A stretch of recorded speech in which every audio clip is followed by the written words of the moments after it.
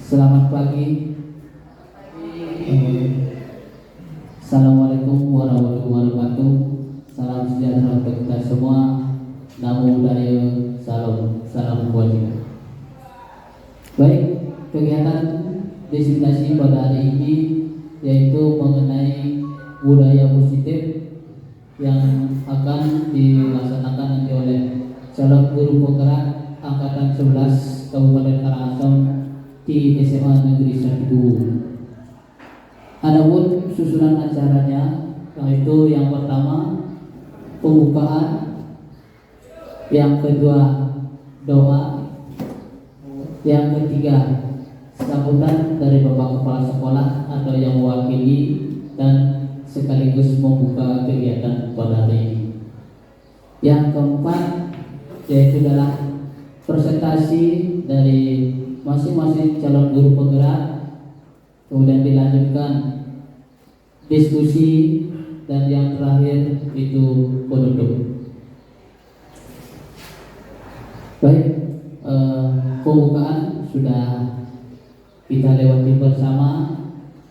Ini beranjak kepada acara yang kedua yaitu doa, dan untuk doa saya akan pimpin sendiri. Untuk itu Bapak Ibu guru bisa untuk berdiri.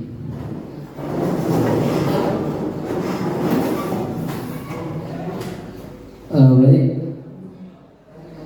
sebelum kita mulai kegiatan pada hari ini, alangkah baiknya kita diawali dengan doa. Semoga apa yang kita akan laksanakan pada ini bisa berjalan dengan lancar sesuai harapan kita bersama. Untuk itu berdoa dimulai.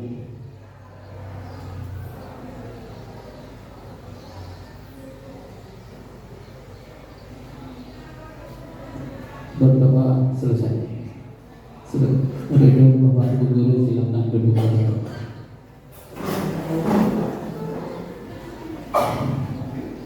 Baik, kita lanjutkan ke acara yang ketiga yaitu sambutan dari Bapak Kepala Sekolah atau yang mewakili beliau, sekaligus nanti membuka pada kegiatan hari ini.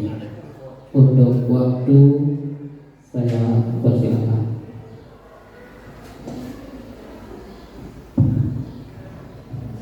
Terima kasih Bapak Moderator atas kesempatannya. Sebelumnya Om Swastiastu.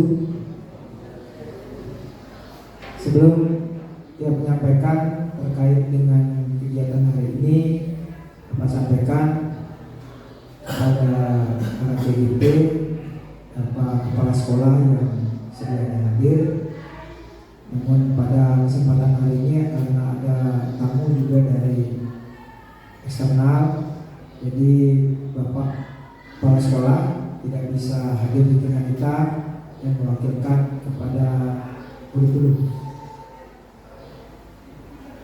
Yang kami hormati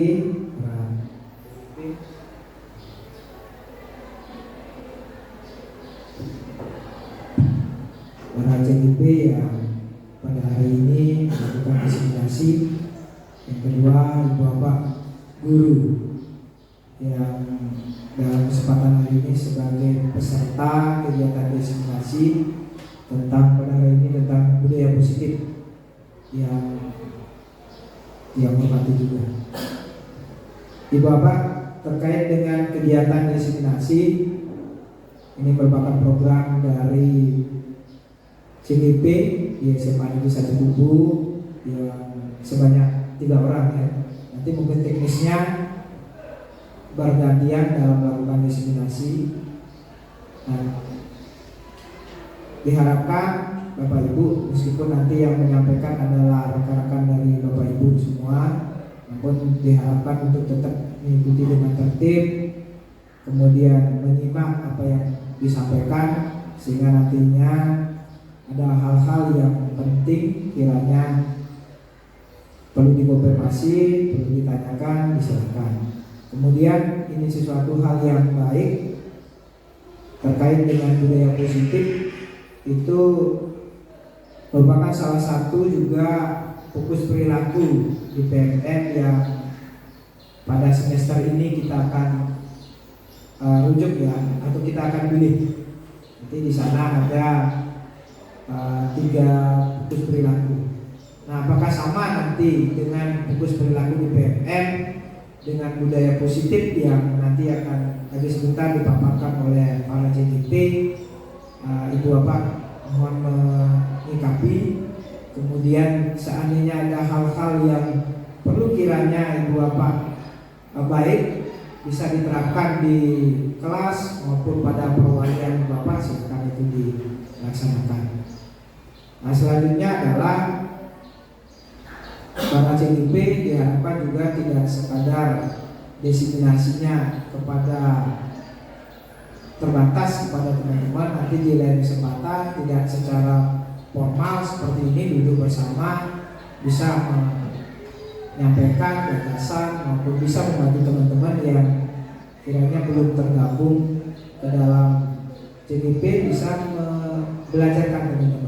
Tidak hanya pada forum Ibu Bapak secara formalitas karena ada tuntutan di pendidikan guru penggerak, Ibu Bapak bergerak, tapi di keseharian Ibu Bapak juga tetap itu diproses, dibelajarkan kepada teman-teman sehingga apa yang menjadi tujuan kita tentang bagaimana budaya positif itu bisa diterapkan di SMA 1 Kubu bisa dipahami dan dilaksanakan oleh segenap warga SMA 1 Kubu.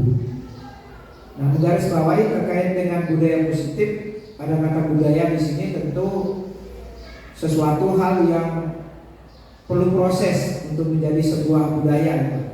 Tidak serta-merta apa yang sekarang dibelajarkan kemudian diseminasikan langsung Ibu Bapak telurkan kemudian menjadi sebuah budaya. Tidak serta-merta, karena sebuah budaya itu melalui suatu proses yang panjang, perlu pembelajaran, perlu rutinitas, jadi perlu disikapi, kemudian perlu dihayati, dilaksanakan secara berkesinambungan. Tentu sebelum menjadi budaya, tentu Ibu Bapak perlu melaksanakan dulu di kelas. Paling tidak pada Ibu Bapak di kelas perwaliannya maupun di kelas binaannya, sesuai dengan kelas yang Ibu Bapak ajar. Nanti bagaimana pelaksanaannya. Kemudian dari sana Ibu Bapak akan terus belajar. Tentu ada permasalahan yang timbul akibat diterapkannya budaya positif. Salah satunya di sana adalah kesepakatan kelas misalkan. Nah, belajar bagaimana Ibu Bapak menyusun kesepakatan kelas dengan perwalian maupun dengan siswa yang Ibu Bapak ajar.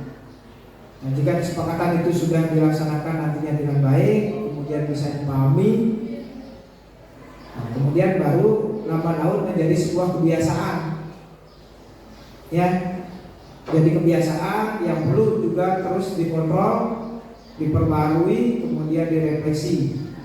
Nah, jika kebiasaan-kebiasaan itu sudah tumbuh dari dalam diri Bapak Ibu maupun siswa, tanpa harus ada aturan, harus ada komando, itu sudah berjalan dengan real, maka itu akan menjadi sebuah budaya positif yang tentu itu yang kita harapkan bersama.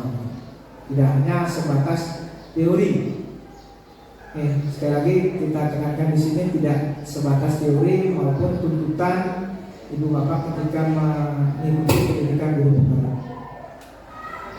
Dan tentu harapan kita bersama budaya positif ini bisa kita laksanakan di SMA 1 Kubu untuk menuju kepada visi kita bersama, yaitu paling tidak karakter dari anak-anak. Ya, karena budaya positif mengarah cenderung kepada disiplin.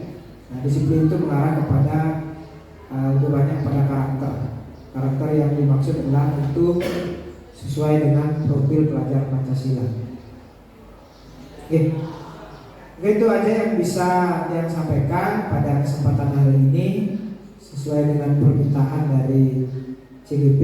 Maka kegiatan diseminasi budaya positif pada hari ini, hari Jumat tanggal 23 Agustus 2024 atau atas hasil perkeluaran Nugraha Desa Luase yang buka secara resmi. Terima kasih. Untuk waktu dikembalikan kepada moderator.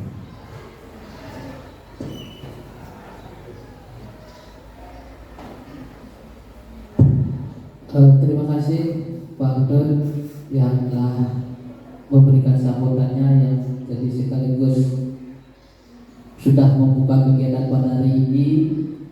Ya, Pak Kedon sebagai wakil Wakasek Kurikulum diberikan mandat oleh Pak Kepala Sekolah yang untuk membuka kegiatan pada ini. Sekali lagi terima kasih.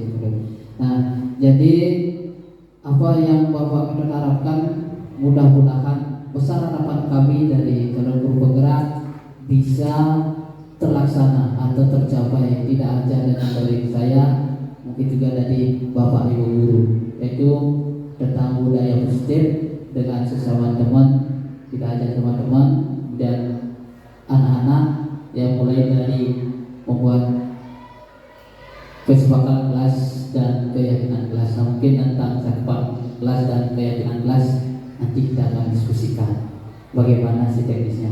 Tapi saya sudah berharap Bapak Ibu sudah paham tentang hal itu. Dari program dari kalau program ya nanti kita akan diskusikan. Oke, baiklah kita beranjak ke acara yang keempat, ya, yaitu presentasi dari masing-masing calon guru penggerak. Tadi untuk Bapak Kedon, jika tidak ada kegiatan, kami berharap bisa diikuti sampai terakhir. Apabila ada kesibukan dan lain hal, bisa meninggalkan ruang. Oke. Mohon izin saya berdiri ya. Kembali saya sampaikan ya. Om Swastiastu. Assalamualaikum warahmatullahi wabarakatuh. Salam sejahtera untuk kita semua. Namo Buddhaya. Salam. Perkenalkan, saya Gede Karyawan, calon guru penggerak angkatan 11 Kabupaten Karangasem yang ada di SMA Trisakti Kubu. Kemudian rekan saya ada Bu Made Sri Wayu Supatika. Kemudian yang ketiga yaitu adalah Bapak Ketua Dajang Pujanegara. Ya. Jadi untuk presentasi yang pertama saya yang akan menyampaikan materinya yang mengenai budaya positif. Ini di program guru penggerak itu terdapat di modul 1.4 ya. Jadi mohon maaf di sini ya. Di sini kami bukan menggurui Bapak Ibu ya. Kita istilahnya diskusi ya. Sekali lagi di sini bukan kami dari calon penggerak untuk menggurui Bapak Ibu. Jadi kami akan menyampaikan hasil pelatihan kami di calon guru penggerak dan menyampaikan kembali kepada Bapak Ibu. Adapun tujuan daripada diseminasi pada hari ini yaitu adalah guru atau komunitas dapat mendemonstrasikan pemahaman mengenai konsep-konsep inti segitiga restitusi dalam menumbuhkan budaya disiplin siswa di sekolah. Nah, oleh karena itu saya sangat berharap nantinya setelah kegiatan ini berakhir ya, tidak hanya sesuai dengan sambutan dari Bapak Ketua, tidak hanya sekedar teori, tetapi kita bisa menerapkan kepada orang lain, khususnya di sekolah kita ya, tentang budaya. Walaupun budaya itu harus mengalami proses yang bertahap ya. Saya yakin Bapak Ibu pasti bisa menerapkannya ya. Lanjut Pak. Nah, di sini kami memberikan ada pertanyaan tematik ya. Ya, pertanyaan tematik di sana, setuju atau tidak setuju ya, hukuman dapat mendisiplinkan anak. Bagaimana Pak? Hukuman dapat mendisiplinkan anak. Saya yakin Bapak Ibu pernah melakukan hal tersebut. layak ya. Kemudian yang kedua ada pemberian hukuman dengan hal positif seperti membaca atau membersihkan halaman sekolah dapat meningkatkan disiplin anak. Ya, jawab ya. Ya. Kemudian yang ketiga, memberi penghargaan dapat meningkatkan motivasi belajar anak. Gimana kira-kira? Setuju ya? Oke. Kalau yang pertama di sana gimana? Setuju atau tidak? Hukuman dapat mendisiplinkan anaknya. Setuju ya?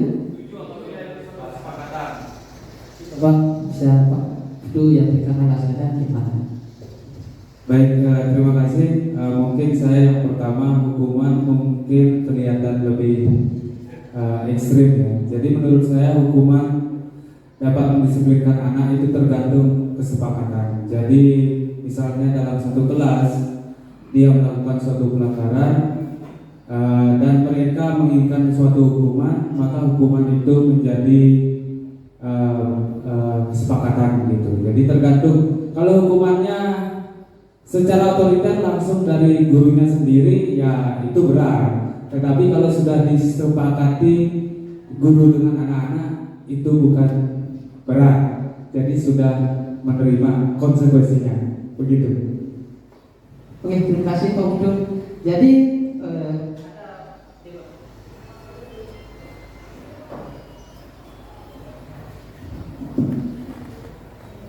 Jadi hukuman itu bisa mendisiplinkan anaknya. Ya, tadi ada kata konsekuensi. Ya, jadi kalau sudah ada kata konsekuensi, kita ada kesepakatan.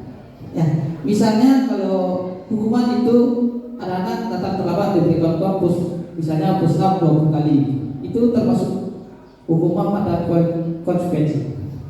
Kalau kesepakatan bisa jadi konsekuensi, tetapi kalau ditindak langsung itu suatu hukuman. Menurut saya seperti itu.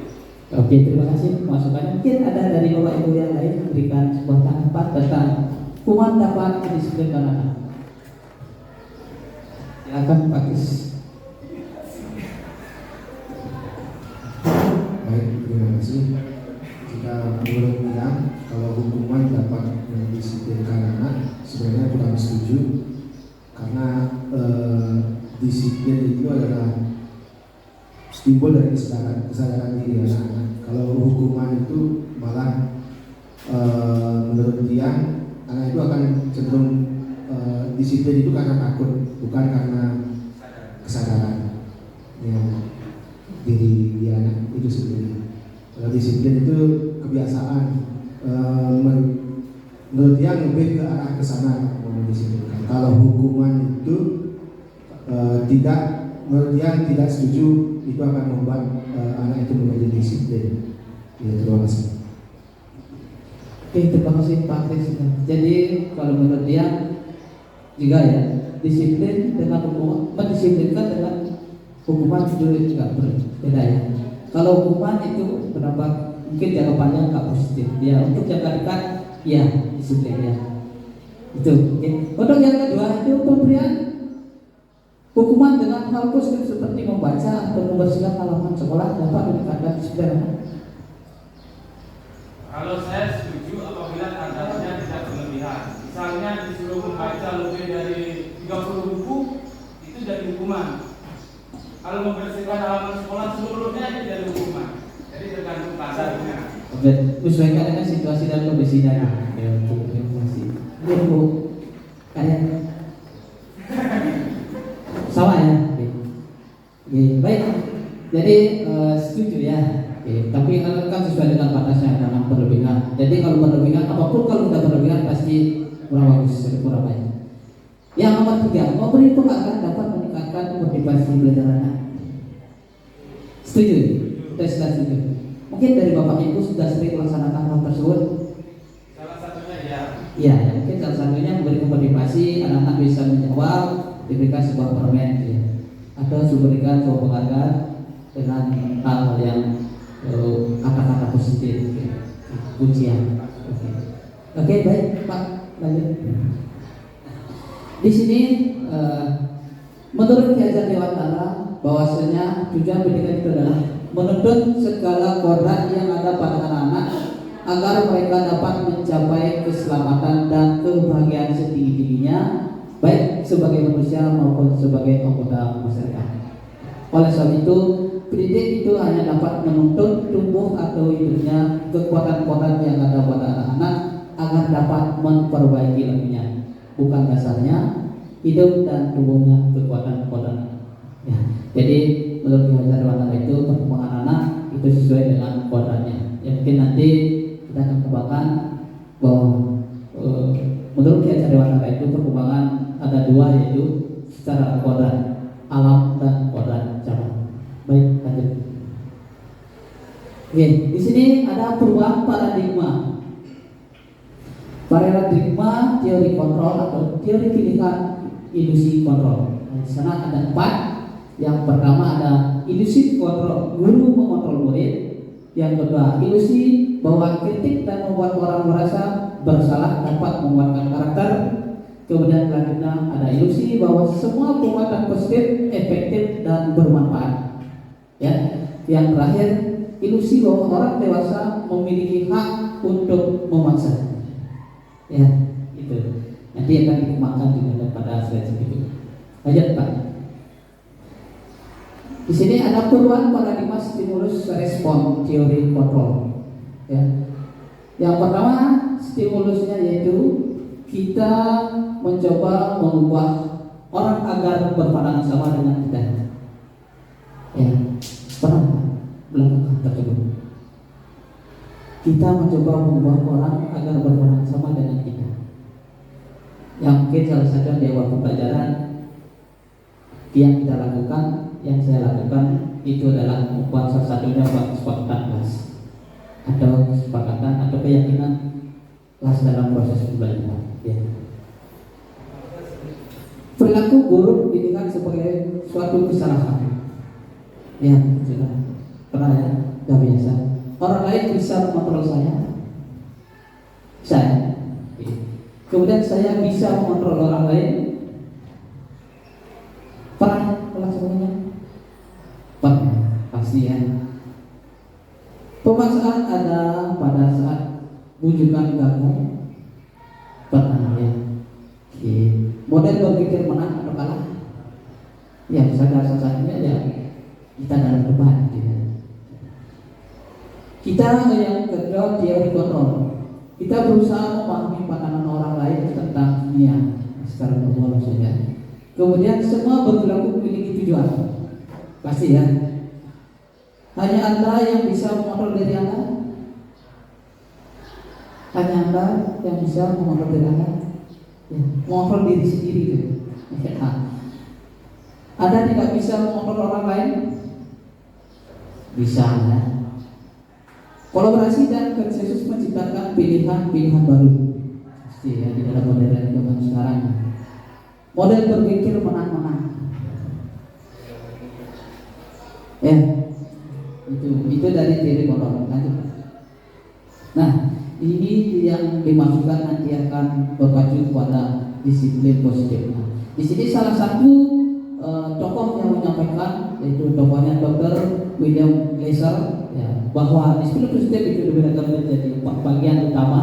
Yang pertama, Anda tidak bisa mengontrol orang lain, hanya Anda yang bisa mengontrol diri Anda. Ya. Kemudian yang kedua, semua perilaku memiliki tujuan. Ya.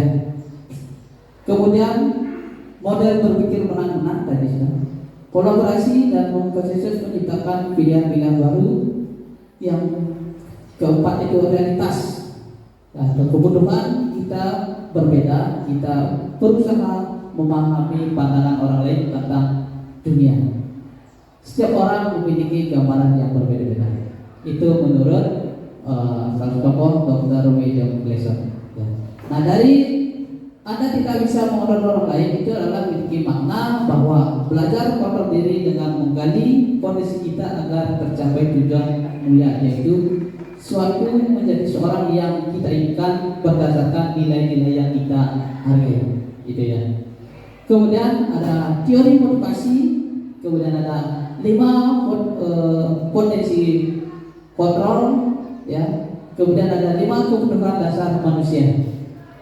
Nah, dari teori motivasi di sana ada 2 ya, ada dari unsur motivasi intrinsik dan motivasi ekstrinsik. Kemudian dari 5 fungsi kontrol tersebut, yang pertama adalah penghukum, ya, yang kedua ada pembuat rasa bersalah, yang mungkin Bapak Ibu BK sering menanyakan hal tersebut.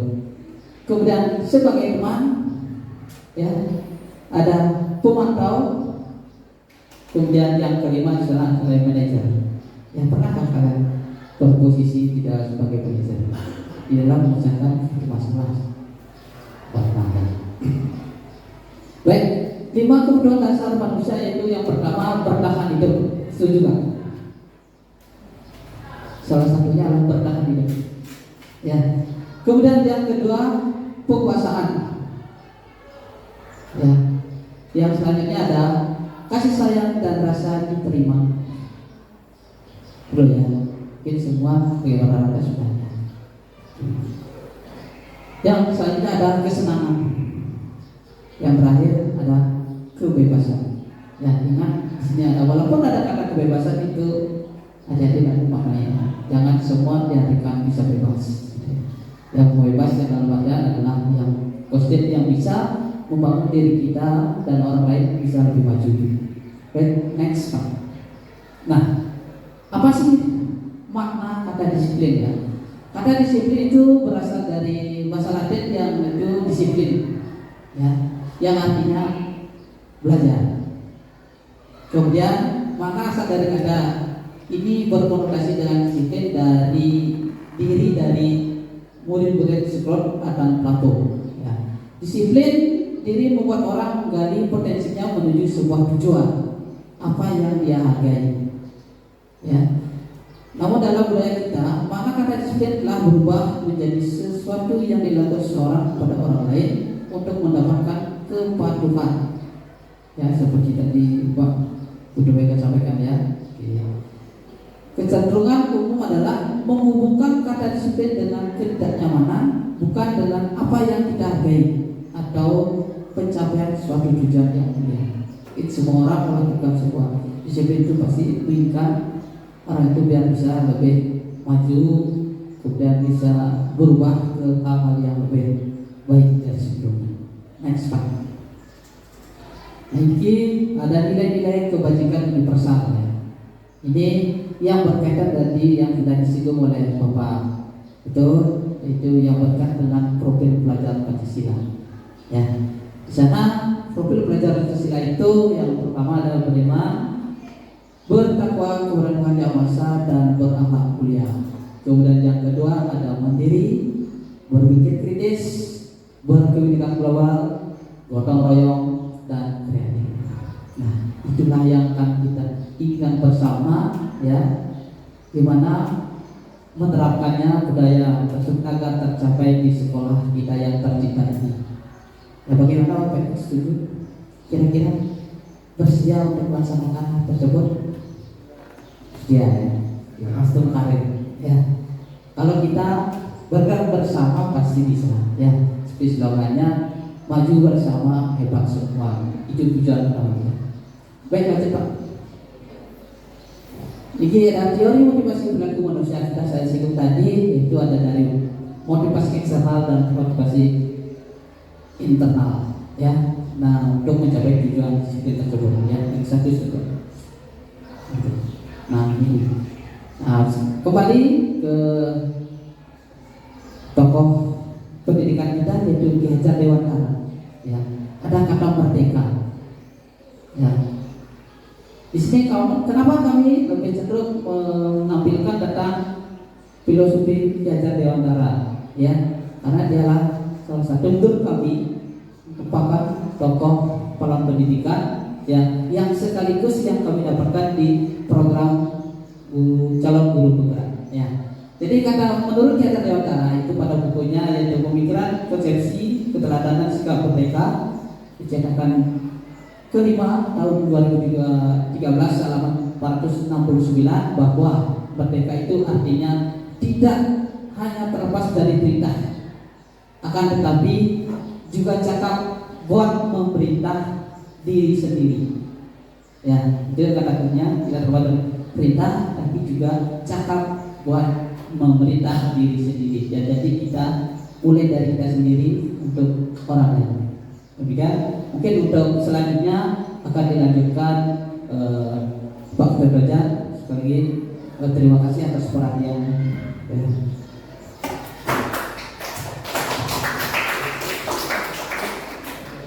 Ya, terima kasih atas waktunya Pak Karyawan. Pak Romo izin untuk mempresentasikan.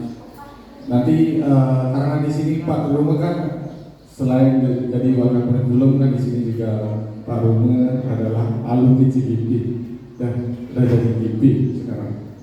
Ya, Om Swastiastu teman-teman semuanya. Nah, di sini saya akan menjelaskan tentang hukuman dan konsekuensi. Ya, perbedaan hukuman dan konsekuensi. Apakah teman-teman selama ini yang teman-teman lakukan itu apakah hukuman atau konsekuensi? Ya, hukuman itu baik buat teman-teman apa baik untuk anak-anak menurut teman-teman selama ini kalian lakukan? Oke, Bob. Nah, di sini saya akan menampilkan video. Di off dulu. Ya. Di sini saya akan menampilkan video yang nanti ibu-ibu bisa simak, ya, terkait hukuman dan konsekuensi.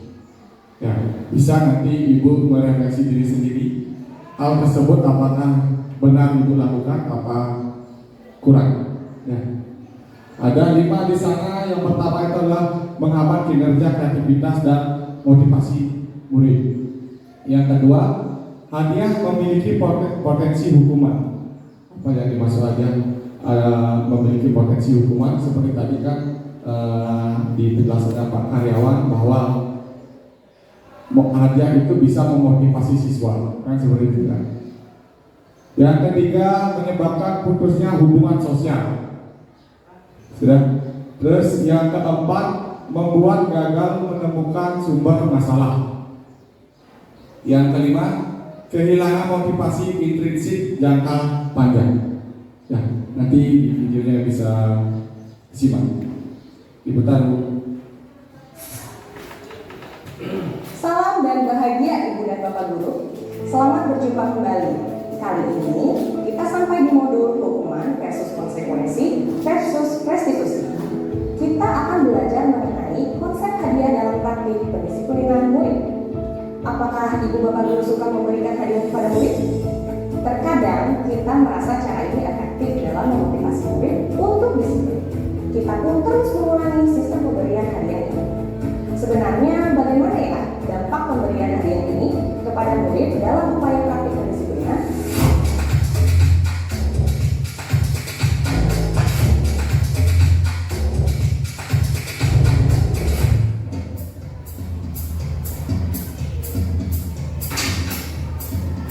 Ada apa Ucap? Saya kesel Pak, mau tiket, saya selalu sendiri. Oke, kalau kamu bisa selesaikan tiketnya, Bapak janji kamu akan jadi ketua kelas selama 1 minggu.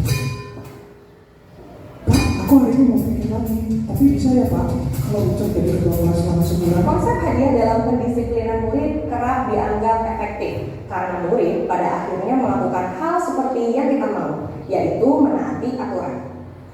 Mungkin selama ini kita percaya bahwa dalam pendidikan murid harus bersakit-sakit dahulu, bersenang-senang kemudian. Murid harus menunda kesenangan dengan melakukan tugasnya, menunaikan tanggung jawabnya dulu, setelah itu guru akan memberi imbalan. Konsep penundaan hadiah pada murid ini pernah dilakukan oleh Walter Mischel, seorang psikolog di tahun 1960-an. Ia mengadakan satu eksperimen yang bernama eksperimen marshmallow. Di dalam ruangan, mereka diberi 1 buah marshmallow dan diminta menunggu selama 15 menit. Jika berhasil menahan diri, maka anak itu akan diberi 2 buah marshmallow. Hasilnya, sebanyak 200 anak berhasil dalam eksperimen ini. Melalui eksperimen ini, mungkin kita akan berpikir bahwa ternyata anak-anak bisa kok mengendalikan diri. Tetapi mari kita lihat lagi, betulkah mereka dapat menahan diri karena memang ada motivasi internal? Atau apakah ini karena ada janji 2 buah marshmallow? Bagaimana menurut Ibu dan Bapak? Ibu dan Bapak, kita kembali ke adegan pembukaan tadi tentang Ucok. Pak Ihsan mungkin merasa berhasil membuat Ucok menjadi disiplin. Tetapi keesokan harinya, Ucok ternyata meminta menjadi ketua kelas lagi. Bagaimana ini? Sepertinya Ucok akan terbiasa untuk diberi hadiah agar mau melakukan tugasnya. Kita belajar bahwa hadiah tidak harus berupa benda. Dia bisa berbentuk ujian, stiker bintang, tempel buku, jadi menjadi ketua kelas, dan lain-lain. Nah, ternyata hadiah tidak menciptakan ketaatan jangka panjang. Jika kita lihat pada sebelumnya tentang 3 alasan perilaku murid, perilaku Ucok yang berfokus pada hadiah adalah bentuk perilaku murid level 2. Dia menjadi disiplin karena ingin mendapatkan hadiah. Ini merupakan perilaku disiplin murid yang didasarkan pada motivasi eksternal. Jika suatu saat hadiahnya hilang, apakah Ucok akan tetap disiplin? Ketidakefektifan pemberian hadiah untuk menciptakan disiplin jangka panjang diungkapkan oleh Alfie Kohn. Menurut Kohn, ada 5 alasan untuk tidak menggunakan sistem hadiah dalam pendisiplinan murid. Yang pertama, menghambat kinerja, kreativitas, dan motivasi murid. Murid akan berfokus pada hadiah dibandingkan dengan tugas yang ia kerjakan. Yang kedua, hadiah memiliki potensi hukuman. Hadiah dan hukuman sama-sama mengandung janji bahwa akan ada hal yang didapatkan murid pada akhirnya. Jika hadiah tak tercapai, akan memunculkan kekecewaan. Yang ketiga, menyebabkan putusnya hubungan sosial. Murid akan menganggap siapapun yang menghalanginya untuk memperoleh hadiah merupakan halangan dalam hidup, sehingga mereka sulit untuk berteman dan hubungan sosial pun semakin jauh. Yang keempat, membuat gagal menemukan sumber masalah. Murid tidak belajar untuk mengenali sumber masalah dan tidak belajar menyelesaikan masalah karena fokusnya langsung pada hadiah. Yang kelima, kehilangan motivasi intrinsik jangka panjang. Murid terbiasa ada sesuatu yang ia akan dapatkan, sehingga motivasi intrinsik murid untuk melakukan sesuatu akan hilang. Dalam menciptakan ketaatan jangka panjang, kita dapat memberikan makna pada murid akan tanggung jawabnya. Ajaklah mereka berdiskusi. Oke. Dari video tersebut, apakah Bapak Ibu pernah melakukan hal seperti itu?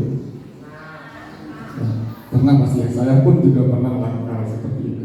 Tetapi di dalam hukuman dan konsekuensi ini, ya, sebenarnya kita harus menumbuhkan rasa tanggung jawab dari siswa itu sendiri, tapi dari dalam dirinya, bukan dari pengaruh eksternal. Selama ini kita pernah kan Bapak Ibu menyuruh siswa untuk membelikan membelikan minuman, dan siswa tersebut akan membalik, Bu, nyayang titip beli ini besarnya. Pernah kan? Seumpama Pak Mega menyuruh Sepa, Pak Mega, Sepa saya mau minta beliin nasi dong 1. Nanti dia beli besar Pak, karena dia sebagai bentuk penghargaan. Tetapi untuk jangka panjangnya itu sangat tidak relevan. Ya, karena kenapa? Dia melakukan hal tersebut karena hadiah, bukan karena kemauannya diri sendiri, yang untuk membantu temannya dan sebagainya. Ya, terus di sana ada menyebabkan putusnya hubungan sosial. Ya, mungkin kita banyak lihat orang-orang yang pintar tidak punya banyak teman, ya, dia istilahnya introvert sendiri. Karena kenapa? Dia ingin menyingkirkan teman-temannya agar dia bisa menjadi yang teratas. Bagaimana caranya? Dia menyingkirkan teman-teman saya, dan saya itu biar tidak ada saingan. Ya. Terus di sana ada, kembali dulu, membuat gagal menemukan sumber masalah. Dia sendiri tidak akan mengetahui dan menyelesaikan masalahnya sendiri. Sumbernya masalahnya saya itu apa dan lain sebagainya. Ya, yang terakhir ada kehilangan motivasi intrinsik. Nah, kehilangan motivasi intrinsik itu tadi saya bilang karena ada hadiah, dia jadinya tidak ada motivasi untuk melakukan hal tersebut. Karena tujuan mereka adalah hadiah dan hadiah. Ya, Bapak Ibu dan rekan-rekan semuanya kan sudah pada berkeluarga, ya, satu yang belum, dua yang belum, mudah-mudahan cepat menyusul. Ya, ketika Bapak Ibu menyuruh anak berbelanja, gitu, nangis di tempat yang ramai itu pasti pengen anak-anak tuh pengen sesuatu kan, api gitu, yang benar. Nah, tetapi hal tersebut yang sering kita lakukan jadinya kebiasaan buat anak kita dan menjadi hal yang buruk untuk masa depannya. Sesekali dua kali nggak apa, tetapi kalau terus-terusan memberikan penghargaan seperti itu akan menjadi tidak bagus untuk anak kita. Ya, selanjutnya bentuk program kebajikan atau apresiasi. Dalam memberikan apresiasi pengakuan perlu diingatkan beberapa hal. Yang pertama, beri pengakuan secara khusus. Yang kedua, beri pengakuan secara pribadi. Yang ketiga, beri pengakuan kepada semua murid dan bergantian. Yang keempat, beri pengakuan secara konsisten. Yang kelima, fokus pada prosesnya. Nah, mungkin kita fokus ke nomor 3, 4, dan 5. Berikan pengakuan kepada semua murid atau bergantian. Apakah Bapak Ibu sudah melakukan hal tersebut di kelas? Semua murid kita apresiasi secara bergantian, supaya hari ini kita apresiasi si A, besoknya lagi kita apresiasi si B, dan besoknya lagi bisa kita apresiasi siswa kita yang menurut kita agak kurang di akademiknya. Apakah Ibu pernah melakukan hal tersebut? Sudah ya. Terus yang keempat, beri pengakuan secara konsisten. Ya, beri pengakuan anggap dia ada. Terkadang kan kita selalu memberikan kesempatan kepada anak-anak yang emang akademiknya bagus, tetapi kita tidak pernah memberi kesempatan kepada anak yang akademiknya agak kurang. Jadi di pikiran kita bahwa anak itu bodoh, anak itu malas dan lain sebagainya. Selanjutnya, fokus pada proses. Nah, ini penting. Fokus pada proses. Selama ini mungkin kita pada saat di akhir semester kan ada penilaian gitu kan. Kita hanya memikirkan hasil ulangan akhirnya saja. Hasil ulangan hariannya dan hasil pasnya. Tetapi kita tidak tahu proses dia belajarnya seperti apa. Dan di akhir pada saat apa bahwa dia anak ini tidak tuntas gitu. Karena hasil pasnya itu dapat 30, 35 dan lain sebagainya. Tetapi dalam proses pembelajaran selama Ibu lakukan itu, apakah dia mau berproses apa tidak? Ya dari sana kita akan mengetahui siswa tersebut ada kemajuan atau tidak. Selanjutnya, contoh pengakuan apresiasi kebijakan. Oh, ini kata-katanya ya yang perlu nanti Ibu Bapak lakukan ya. Yang pertama ada kemarin saya perhatikan dengan notasi seperti apa, terus nilai kebijakan, rasa empati besar sekali situasinya pada saat menolong murid baru di kelas. Nah seperti ini mungkin Bapak Ibu sudah mengetahui caranya. Selanjutnya Bu. Nah ini hukuman dan konsekuensi. Ya, diputar Bu. Salam dan bahagia Ibu dan Bapak Guru, selamat berjumpa kembali. Kita masih di serial modul hukuman versus konsekuensi versus restitusi. Kali ini kita akan belajar mengenai konsep hukuman dalam penerapan disiplin positif di sekolah. Rina,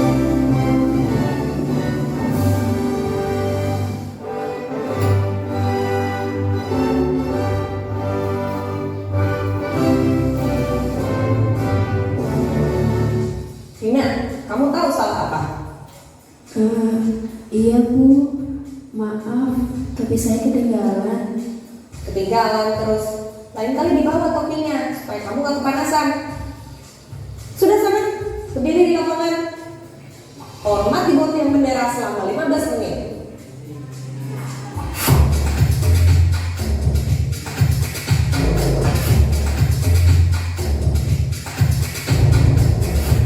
Ibu dan Bapak Guru, apakah familiar dengan cerita pembuka tadi? Dalam proses pendidikan, sekolah yang kita pernah alami, kita mungkin pernah mendapatkan hukuman seperti yang dialami Rina. Saat ibu dan bapak mendapatkan hukuman, apa yang paling diingat? Hukumannya, kesalahannya, pesan dari hukumannya, atau yang lain? Kita mengerti, maksud Bu Sinta adalah ingin membuat Rina menjadi murid yang mematuhi peraturan sekolah. Tetapi, kira-kira pesan apa yang Rina dapat setelah selesai menjalani hukumannya? Pada materi sebelumnya, kita mempelajari bahwa motivasi yang diciptakan oleh hadiah atau pujian tidak akan menumbuhkan kesadaran diri murid. Bagaimana dengan cara Bu Sinta yang memberikan hukuman? Apakah hal tersebut bisa menumbuhkan kesadaran diri Rina untuk menjadi disiplin?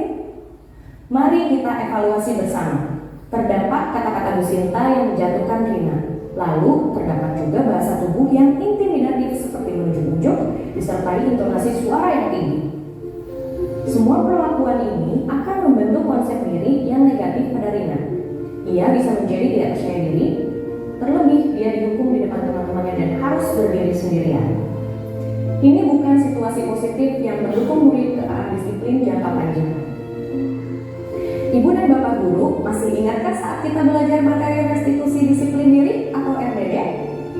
Guru diajak untuk menciptakan kondisi yang positif, yaitu keadaan tanpa paksaan dan kekerasan, termasuk bahasa yang intimidatif, intonasi suara yang tinggi, atau mimik muka yang menyenangkan. Jika kondisi positif tercipta, maka pesan kita dapat tersampaikan dengan baik. Untuk membantu menciptakan kondisi positif, Diane Gozen mengklasifikasi 3 faktor utama yang harus diperhatikan. Mari kita lihat diagram lingkaran berikut ini. Dalam diagram ini terlihat bahwa bahasa tubuh mempunyai peranan terbesar, yaitu sebesar 55%, intonasi suara sebanyak 35%, dan pemilihan kata yang digunakan sebesar 10%.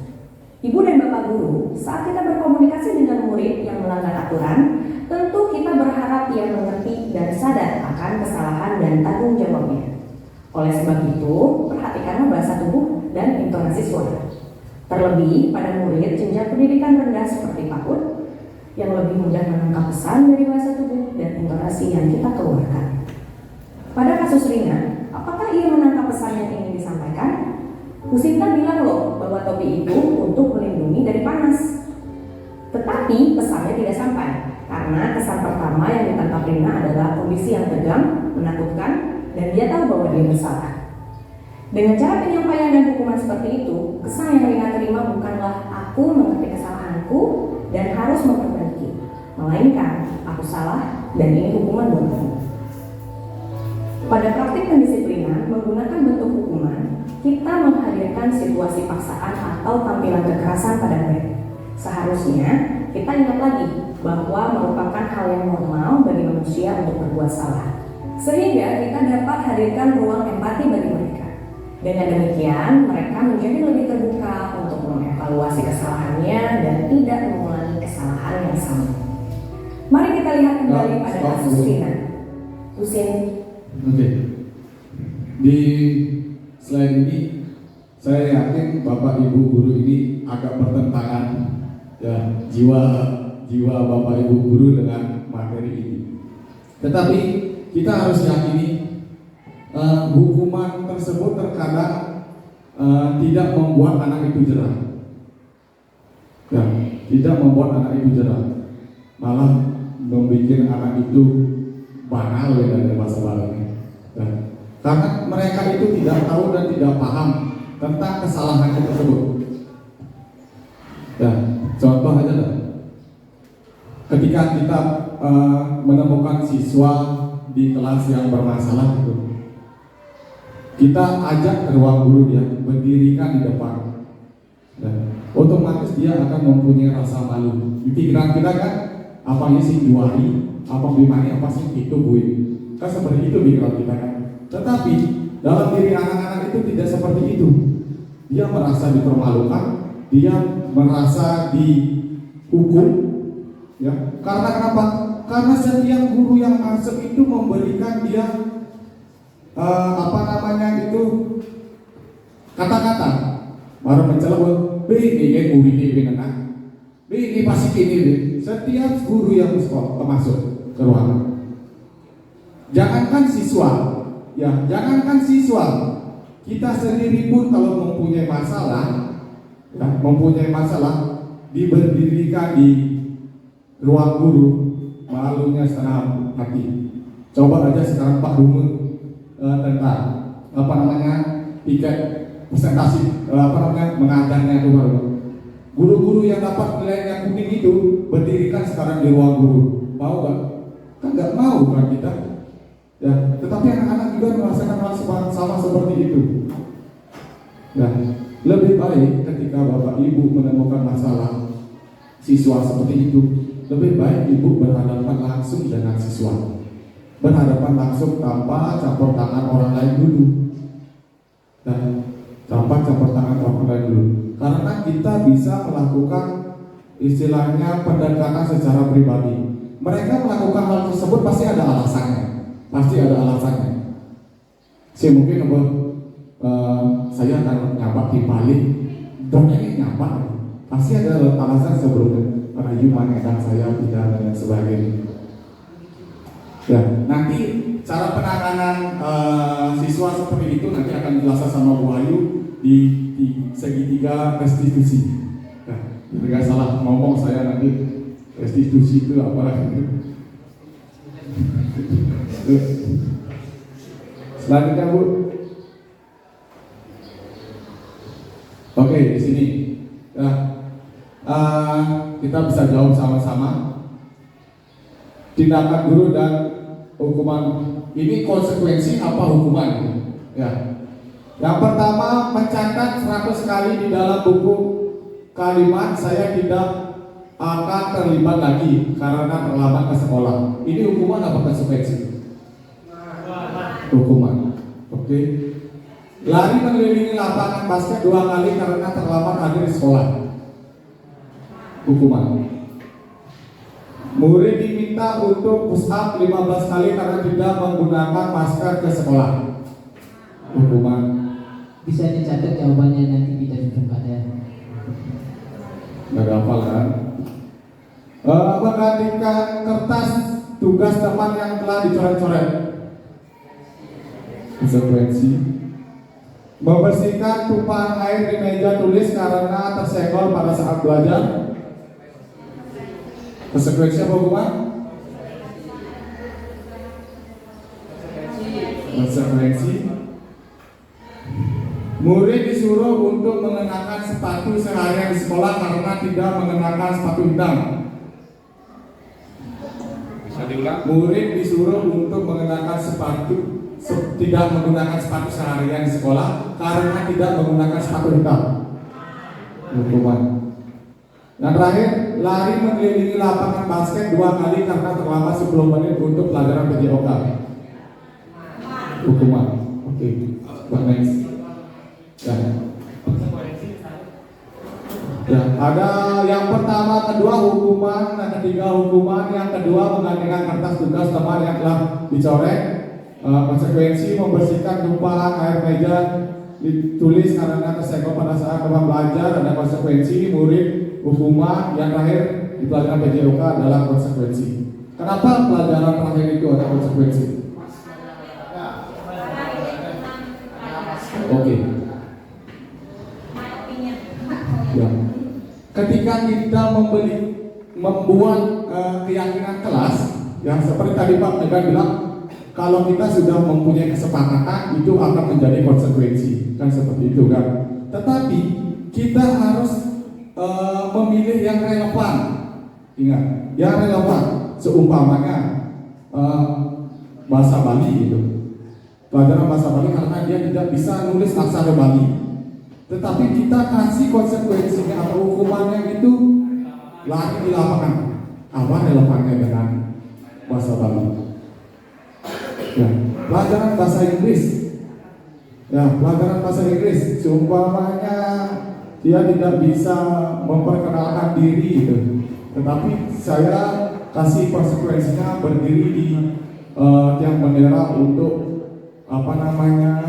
hormat bendera, kan nggak ada relevansinya.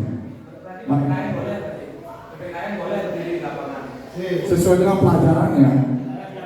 Ya. Kalau supaya dia membahas tentang undang-undang, hubungannya aja sama bendera, kan nggak ada.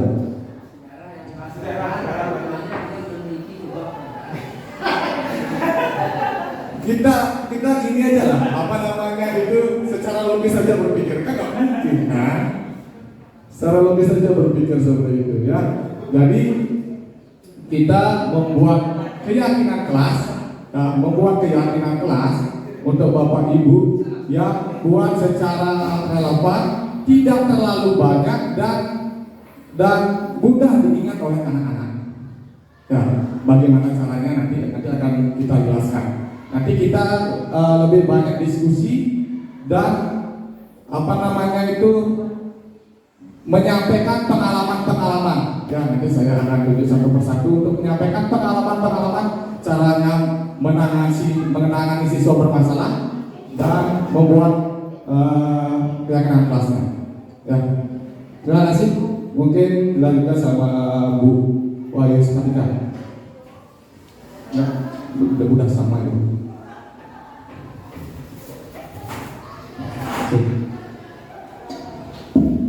Terima kasih. Langsung aja. Kalau bisa ada speakingnya boleh.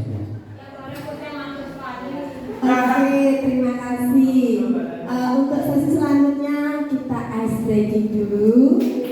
Nah, kebetulan saya agak sedikit kurang dalam pemberian ice breaking. Mungkin ada teman yang ayo, silakan. Oke. Ayo silakan. Mungkin ya Bu Rika, mungkin ya. Ayo Bu Rika silakan. Ayo, mungkin tebak Mbak gerak ya. Tebak gerak. Silakan. Bu Rika, biar nanti saya bisa menerangkannya di kelas siswa saya. Ayo Bu Rika, silakan.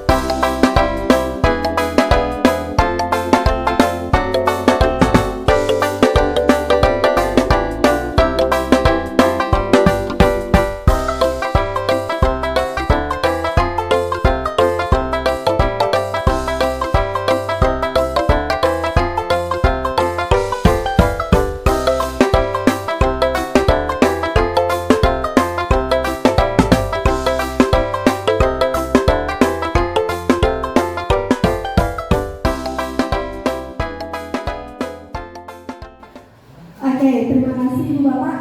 Nah, sekarang kita akan lanjutkan kembali materinya tentang budaya positif. Nah, di sini kita akan bahas tentang 5 kebutuhan dasar manusia. Nah, sebagai seorang manusia tentunya kita memiliki hak, memiliki kebutuhan. Apa sih kebutuhan itu yang harus bisa kita penuhi? Nah, yang pertama itu adalah kebutuhan akan kasih sayang. Pernah tidak Ibu Bapak berpikir, saya ingin disayangi oleh orang yang saya sayangi? Nah, mungkin yang berkeluarga ingin disayangi oleh suami, oleh anak, oleh mertua, dan sebagainya. Kemudian yang kedua, kesenangan atau fun. Saya ingin bersenang-senang, saya ingin jalan-jalan. Nanti kalau liburan sekolah saya ingin pergi ke sana bersama keluarga. Itu adalah ketiga itu adalah kekuasaan atau power. Mungkin kita ingin kalau di dalam sekolah kita sebagai guru, kalau kita tidak punya kekuatan atau power untuk mengkontrol anak-anak, itu akan susah. Anak-anak akan belajar sendiri, bermain-main, dan seterusnya. Kemudian kebutuhan dasar manusia yang keempat itu adalah kebebasan. Sewaktu-waktu kita juga perlu bebas. Jadi kebebasan di sini yang diinginkan itu adalah yang positif ya, jangan yang negatif. Kita ingin bebas, kita pergi ke klub, main narkoba, jangan. Kemudian yang terakhir itu adalah bertahan hidup atau survival. Nah, di dalam bertahan hidup kita juga memiliki hak. Bagaimana saya mau kemana, apa yang saya lakukan. Next, Bapak.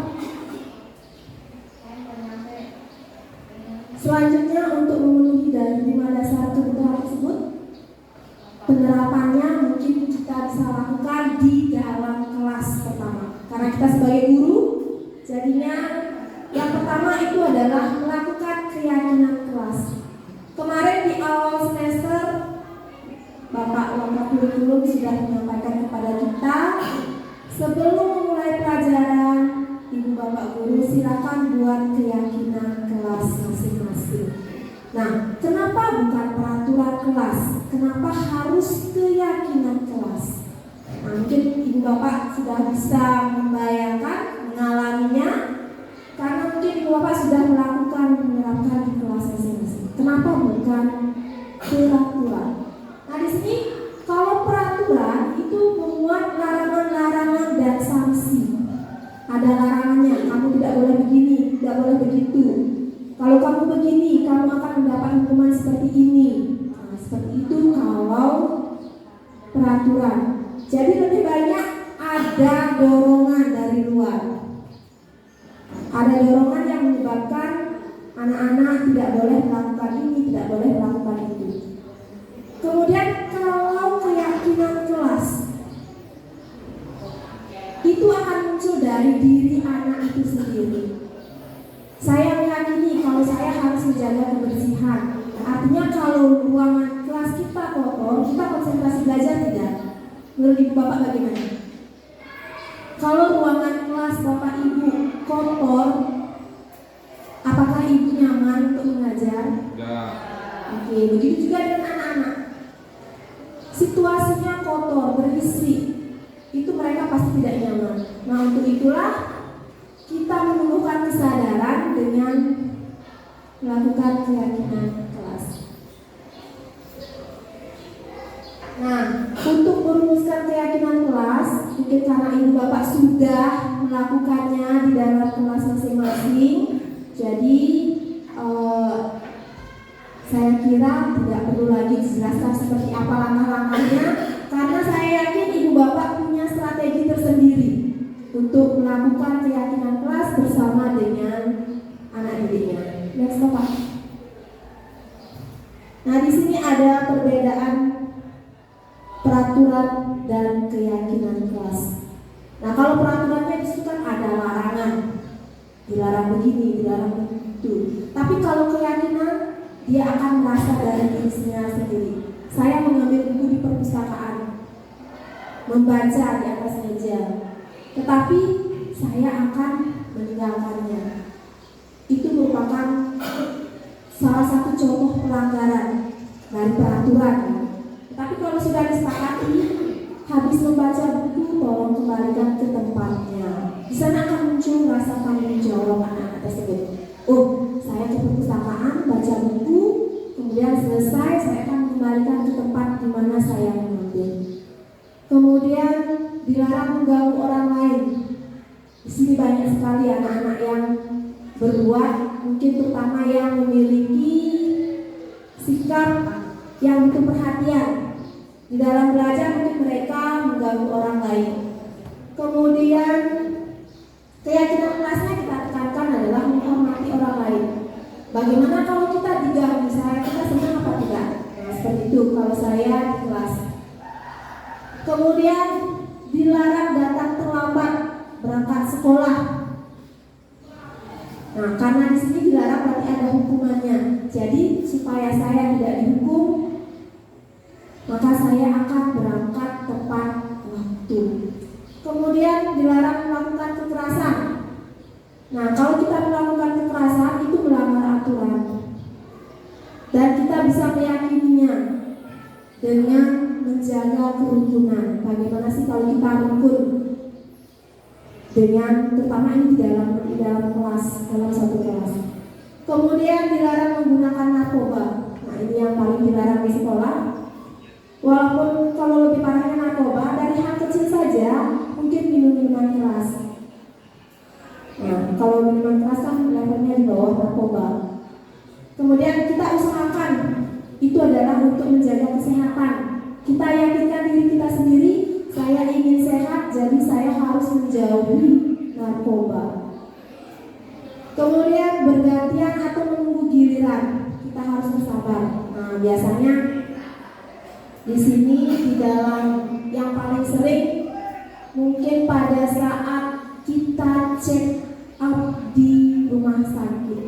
Kadang-kadang sudah ada nomor antrean, tapi kita seperti apa ya, tidak sabar.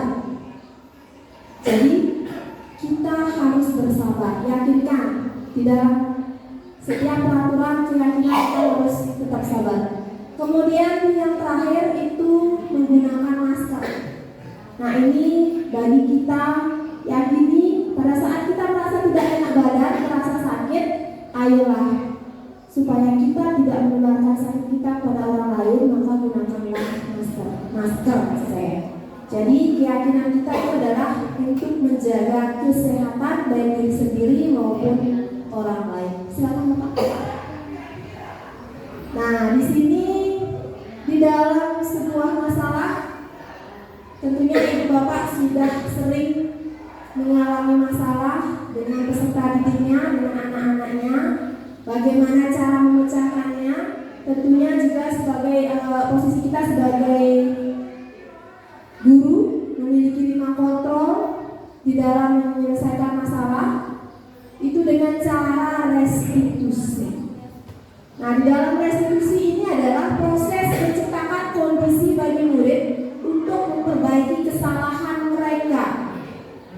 Seringkali kita menemukan siswa yang bermasalah, kita melakukan siswa melakukan hal yang salah. Nah, kemudian bagaimana cara kita menanganinya?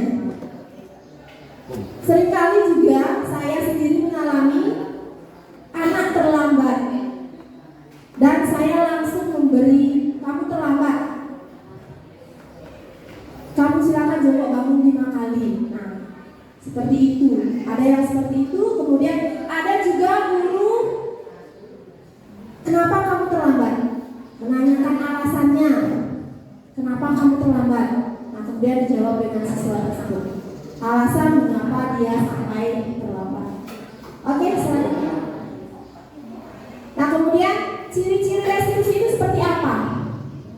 Jadi dalam menyelesaikan sebuah masalah yang dilakukan oleh siswa itu bisa menerapkan restitusi. Ciri-cirinya adalah bukan untuk menebus kesalahan, melainkan belajar dari kesalahan. Tidak hanya dari murid, kita juga belajar dari kesalahan sebagai seorang guru. Kemudian memperbaiki hubungan dari sebuah kesalahan. Mungkin kita pernah berbuat salah kepada teman-teman, kepada anak-anak. Jadi kita berpikir bagaimana cara kita menyelesaikan masalah itu supaya kita tidak bermasalah lagi. Kemudian memberikan tawaran, bukan paksaan. Jadi di dalam penyelesaian sebuah masalah, kalau kita memaksa itu tidak akan berhasil. Tapi kalau kita memberikan tawaran, artinya kita memberikan jalan keluar, solusi. Apa yang harus kita lakukan? Kemudian restitusi menuntut untuk melihat ke dalam diri. Nah, kalau di dalam agama Hindu kita kembali ke Tatuan Asih. Saya adalah kamu, kamu adalah saya. Itu yang sering saya terapkan di kelas. Kalau kalian berbuat ribut, mengganggu teman, kalian tidak suka. Tapi coba kalian kembali lagi. posisi kalian.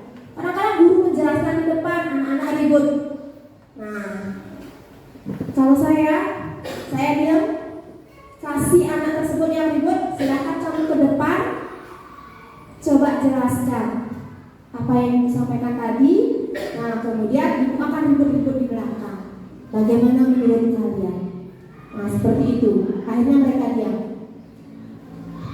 Kemudian restitusi mencari kebutuhan dasar yang mendasari tindakan. Nah, seperti tadi ada 5 kebutuhan dasar. Apa yang dilakukan oleh murid tersebut? Kira-kira mana sih yang perlu, yang diperlukan oleh mereka? Apakah kasih sayang? Apakah kebutuhan untuk bersenang-senang dan sebagainya? Restitusi fokus pada karakter, bukan tindakan. Nah, karakter di sini sesuai dengan visi dari SMA Negeri 1 Kubu itulah membentuk siswa yang berkarakter. Jadi bagaimana cara keyakinan kelas kita membentuk karakter dari siswa tersebut. Kemudian restitusi fokus pada solusi. Berfokus kepada solusi, bagaimana cara kita mencari solusi yang terbaik dari masalah yang dihadapi. Kemudian yang terakhir, restitusi mengembalikan murid yang berbuat salah pada kelompoknya. Nah, setelah kita melakukan restitusi, jadinya mereka akan menyadari diri sendiri, oh ternyata saya salah dan kesalahan itu tidak akan diperbaiki lagi. Nah, di sana ada beberapa hal tentang identitas gagal dan identitas sukses berupa hukuman, konsekuensi, dan restitusi. Nah, ini sering kita lakukan, entah itu kita memberikan hukuman kepada siswa, memberikan konsekuensi, ataukah restitusi. Ada segitiga restitusi, jangan dipelesetkan ya.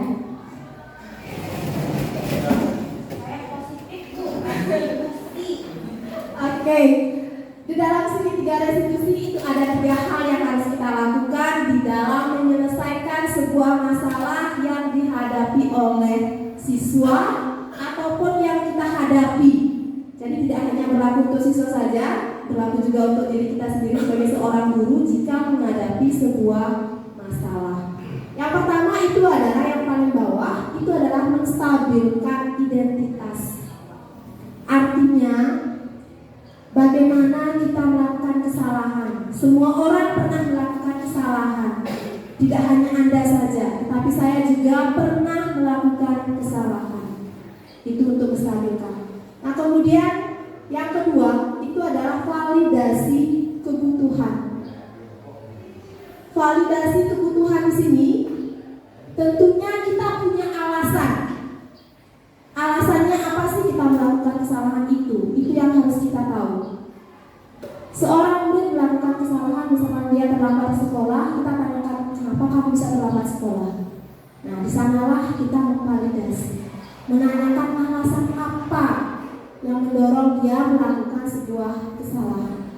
Kemudian yang ketiga, yang terakhir itu adalah menanyakan keyakinan. Kita mencari solusi di sini. Langkah yang terakhir, kita mengetahui alasannya apa, kemudian kenapa dia seperti itu. Nah, yang terakhir itu adalah solusi. Kita harus menemukan apa sih solusi dari kesalahan yang telah kita lakukan. Kalau misalkan dengan terlambat sekolah, kalau alasannya dia tidur terlalu pagi, terlalu malam, jadi tidurlah lebih awal. Seperti itu nanti solusinya. Jadi untuk solusinya bisa dipikirkan bersama.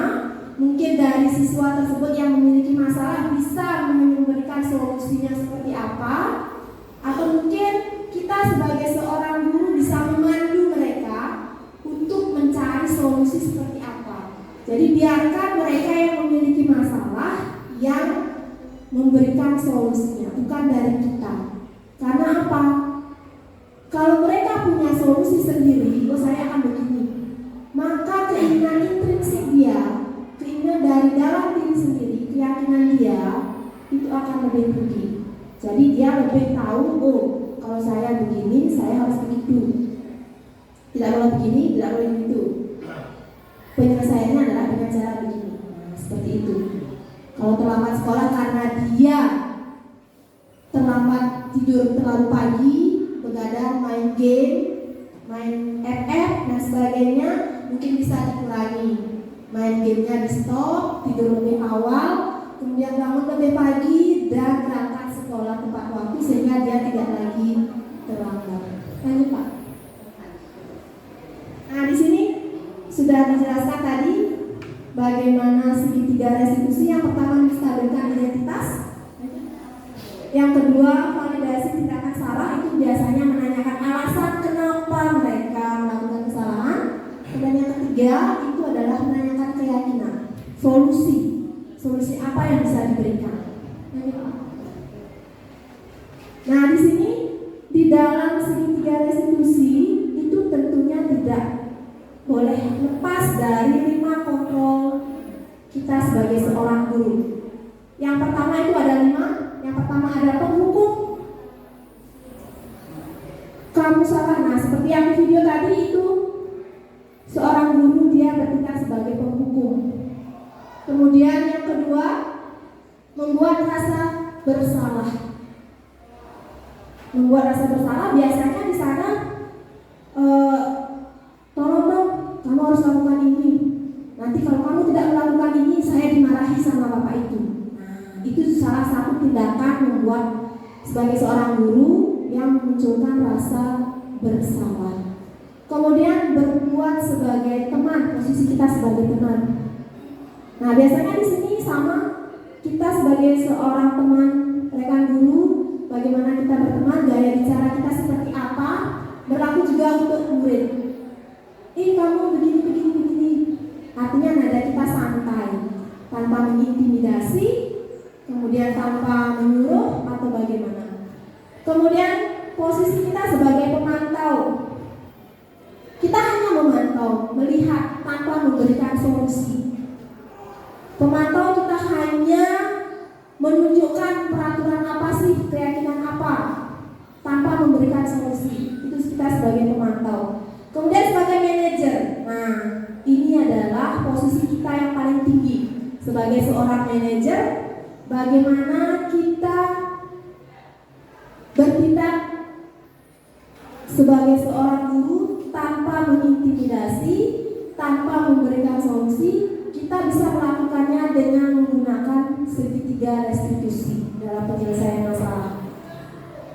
Kita menanyakan, memvalidasi, kemudian menanyakan alasannya kenapa mereka melakukan kesalahan, kemudian meminta mereka mencarikan solusi sendiri, bukan dari kita. Biarkan mereka sadar akan kesalahannya, kemudian mereka akan mencari solusi seperti apa yang terbaik buat mereka nanti. Oke? Untuk di budaya positif modul 1.4, di sana sudah selesai kami tayangkan, kami jelaskan. Sesi berikutnya itu adalah diskusi dan tanya jawab. Oke, supaya tidak ngantuk, mungkin kita berpikir sejenak diskusinya seperti apa. Oke, mungkin bisa dipandu oleh. Saya kembalikan ke Pak Dekaryawan. Terima kasih. Oke, terima kasih Bu Made. Sila berikan proses untuk Bu Made. Sesi selanjutnya yaitu sesi diskusi atau tanya jawab.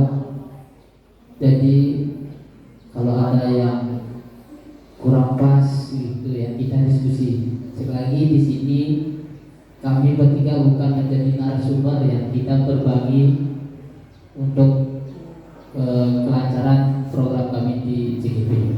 Terus selanjutnya silakan Pak Ustaz bisa dibantu diskusi. Cek. Nah, sekarang mungkin yang pertama kita akan menyampaikan pengalaman Bapak Ibu ya. Penyampaian bahwa pengalaman Bapak Ibu terkait tentang segitiga restitusi. Nah, selama ini kan kita menjadi seorang pendidik merasa harus diakui Ya, merasa harus diakui apa kata-kata saya, siswa saya harus bisa meneliti. Ya. Dan mungkin ada beberapa guru yang merasakan bahwa identitas guru tersebut adalah seperti Pak Suwan tadi lah. Pak Suwan tadi adalah pendidik yang ditakuti oleh anak-anak karena ketegasannya dia, terus karena disiplinnya dia. Nah, sekarang Bapak Ibu bisa menceritakan pengalaman Bapak Ibu pada saat menangani siswa. Kita sekarang di sini tidak istilahnya memanipulasi ya, tidak bisa tidak manipulasi. Realnya seperti apa di lapangan? Realnya seperti apa Bapak Ibu lakukan?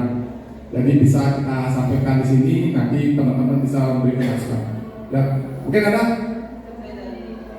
Oke, dari Ibu Deka. Oke,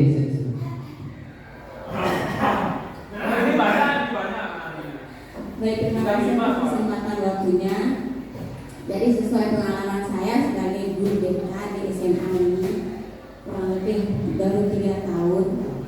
Seperti yang dikatakan Pak Wahyu tadi, saya sedikit saya sedikit menangkap kejadian yang saya alami.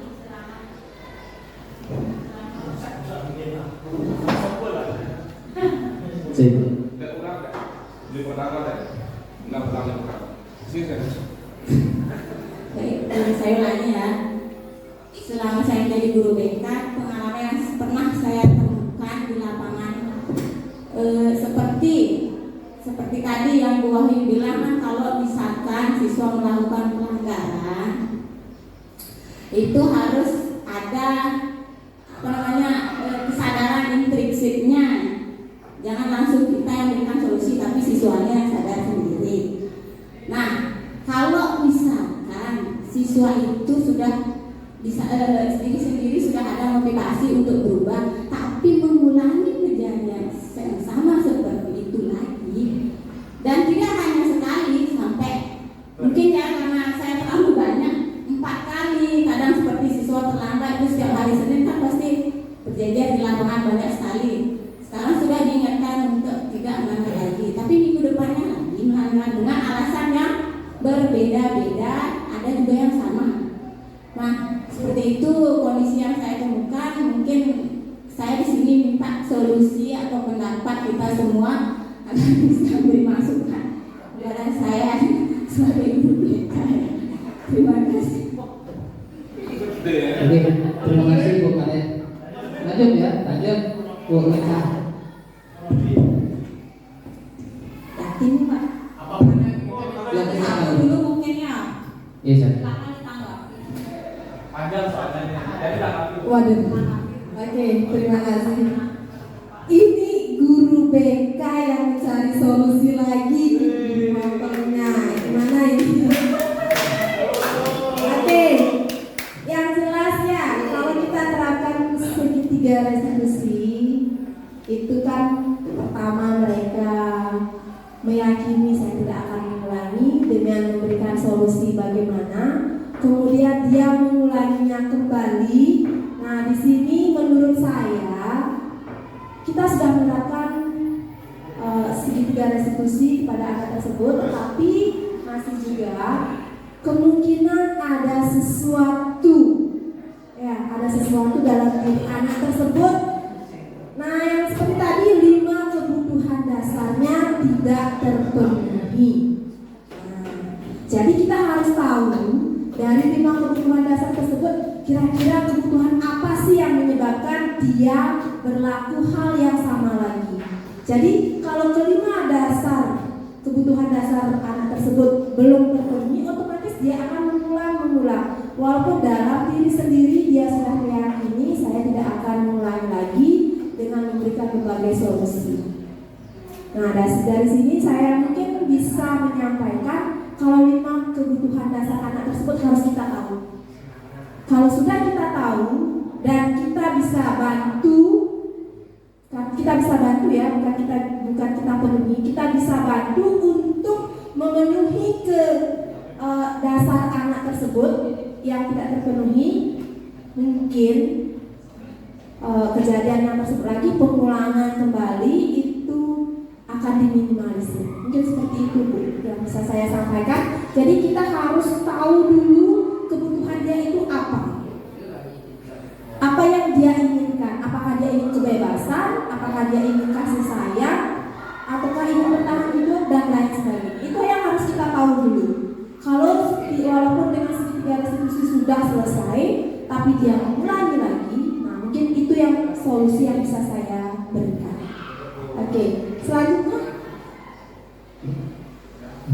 Oke, mungkin pengalamannya dari Bu Eka. Mungkin pengalaman Bu Eka memarahi siswa itu seperti apa sih? Gimana caranya Ibu Eka memarahi siswa ketika dia punya kesalahan gitu? Tapi saya rasa semua si guru pasti pernah marah siswa gitu. Mungkin itu nanti saya jawabnya, ini lebih urgent. Lebih urgent karena ini kasus perwalian saya sendiri. Ya. Kebetulan perwalian saya di seberang, jadi mungkin saya nggak sebut nama ya. Sebelah. Ya, jadi ada salah satu perwalian saya yang memang dari kelas 10 itu bermasalah. Sepertinya teman-teman sudah tahu semua. Walaupun saya di kelas 10 tidak mengajar anak tersebut karena kebetulan di kelas 10 saya tidak mengampu mata pelajaran kelas 10. Jadi di kelas 11 ini saya mengampu mata pelajaran bahasa Inggris, kemudian langsung menjadi perwaliannya. Jadi saya tahu nama anak tersebut karena dia sangat sering warawiri di ruang guru. Nah, sebut saja.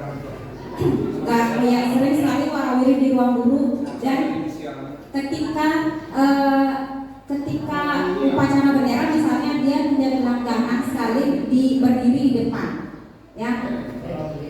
Nah jadi saya agak shock dan agak stres di awal-awal, sampai sekarang masih saya mencari cara bagaimana caranya untuk setidaknya meminimalisir hal tersebut terjadi.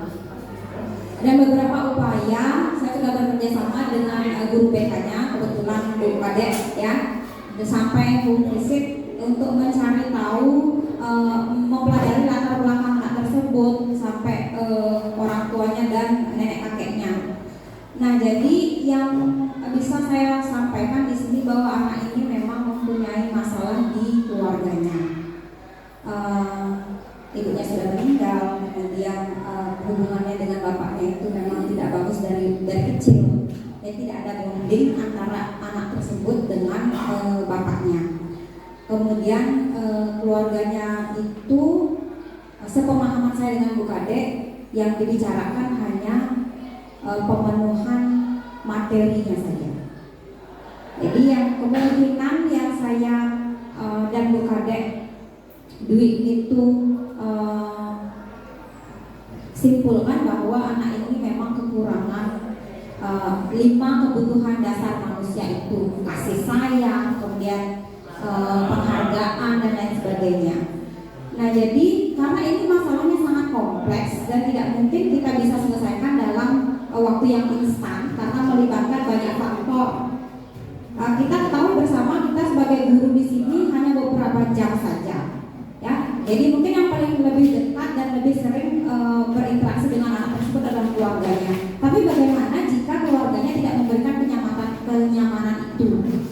Nah, apa yang bisa kita berbuat sebagai guru? Sejauh mana kita bisa mengontrol anak tersebut?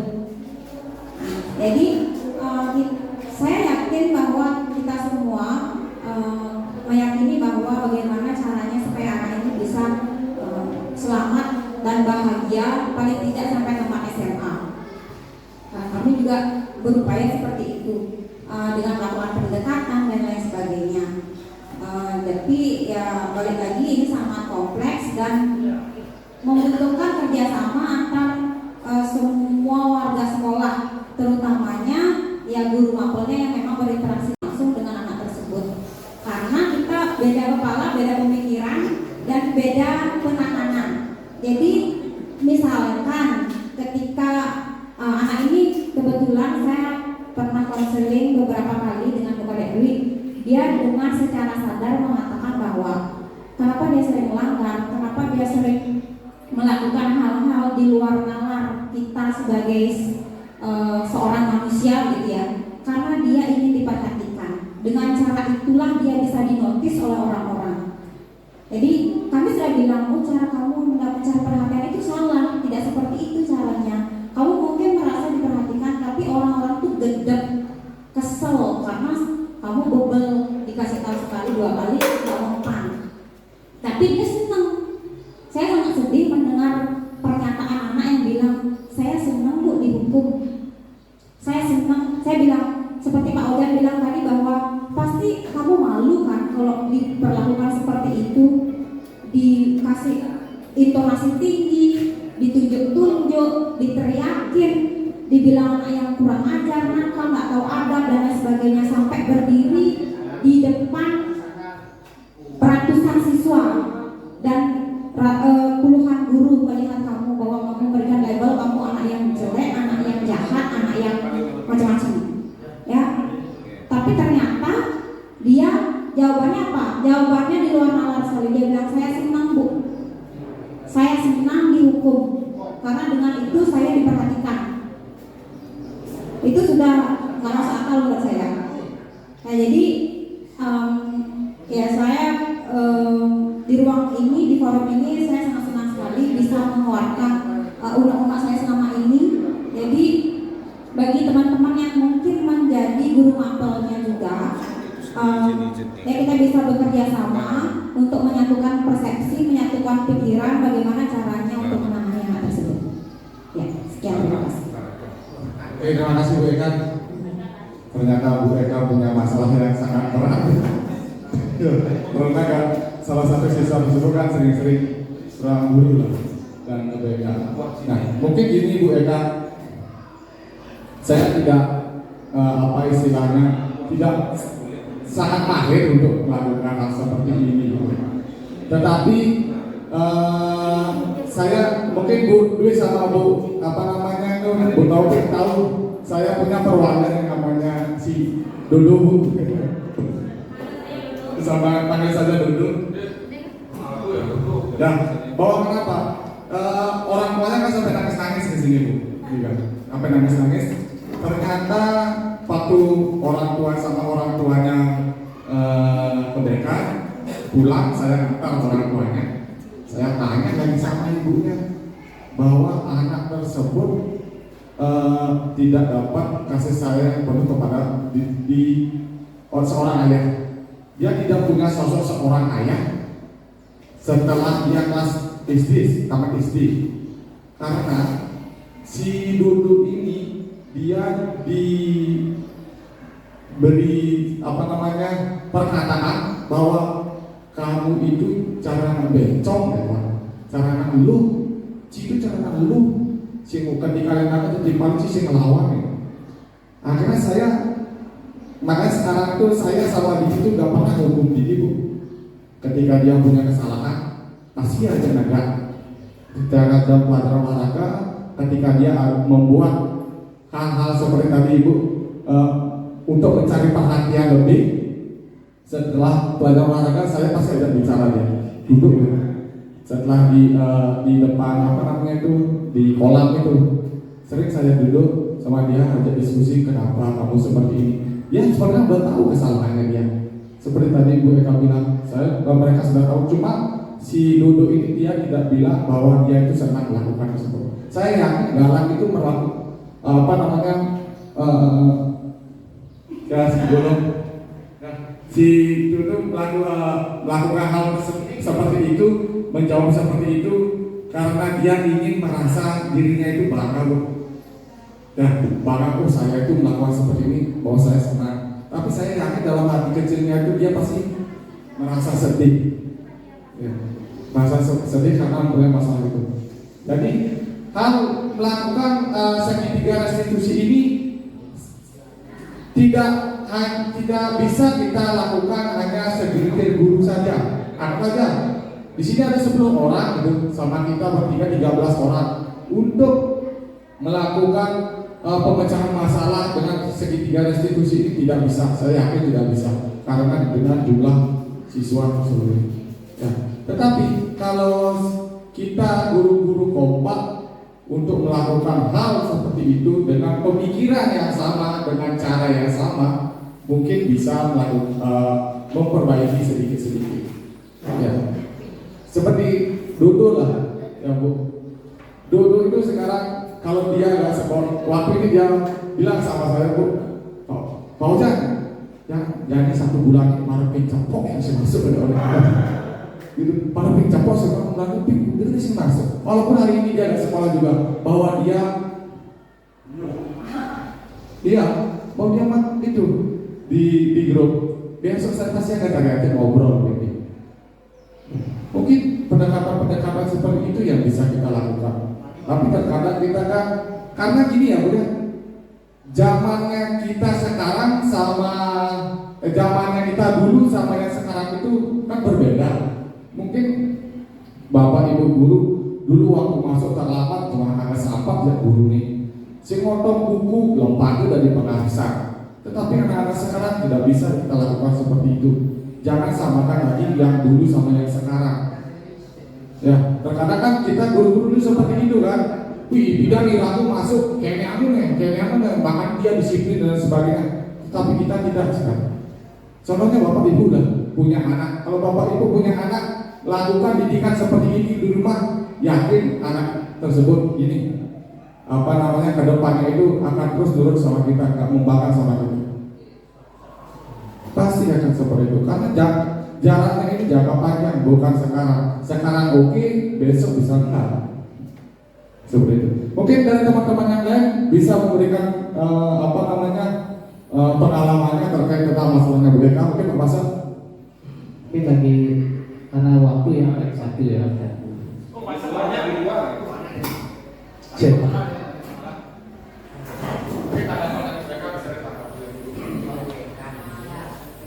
Baik, dari pertanyaan atau distribusinya Bu Eka maupun Bu Wi Besa.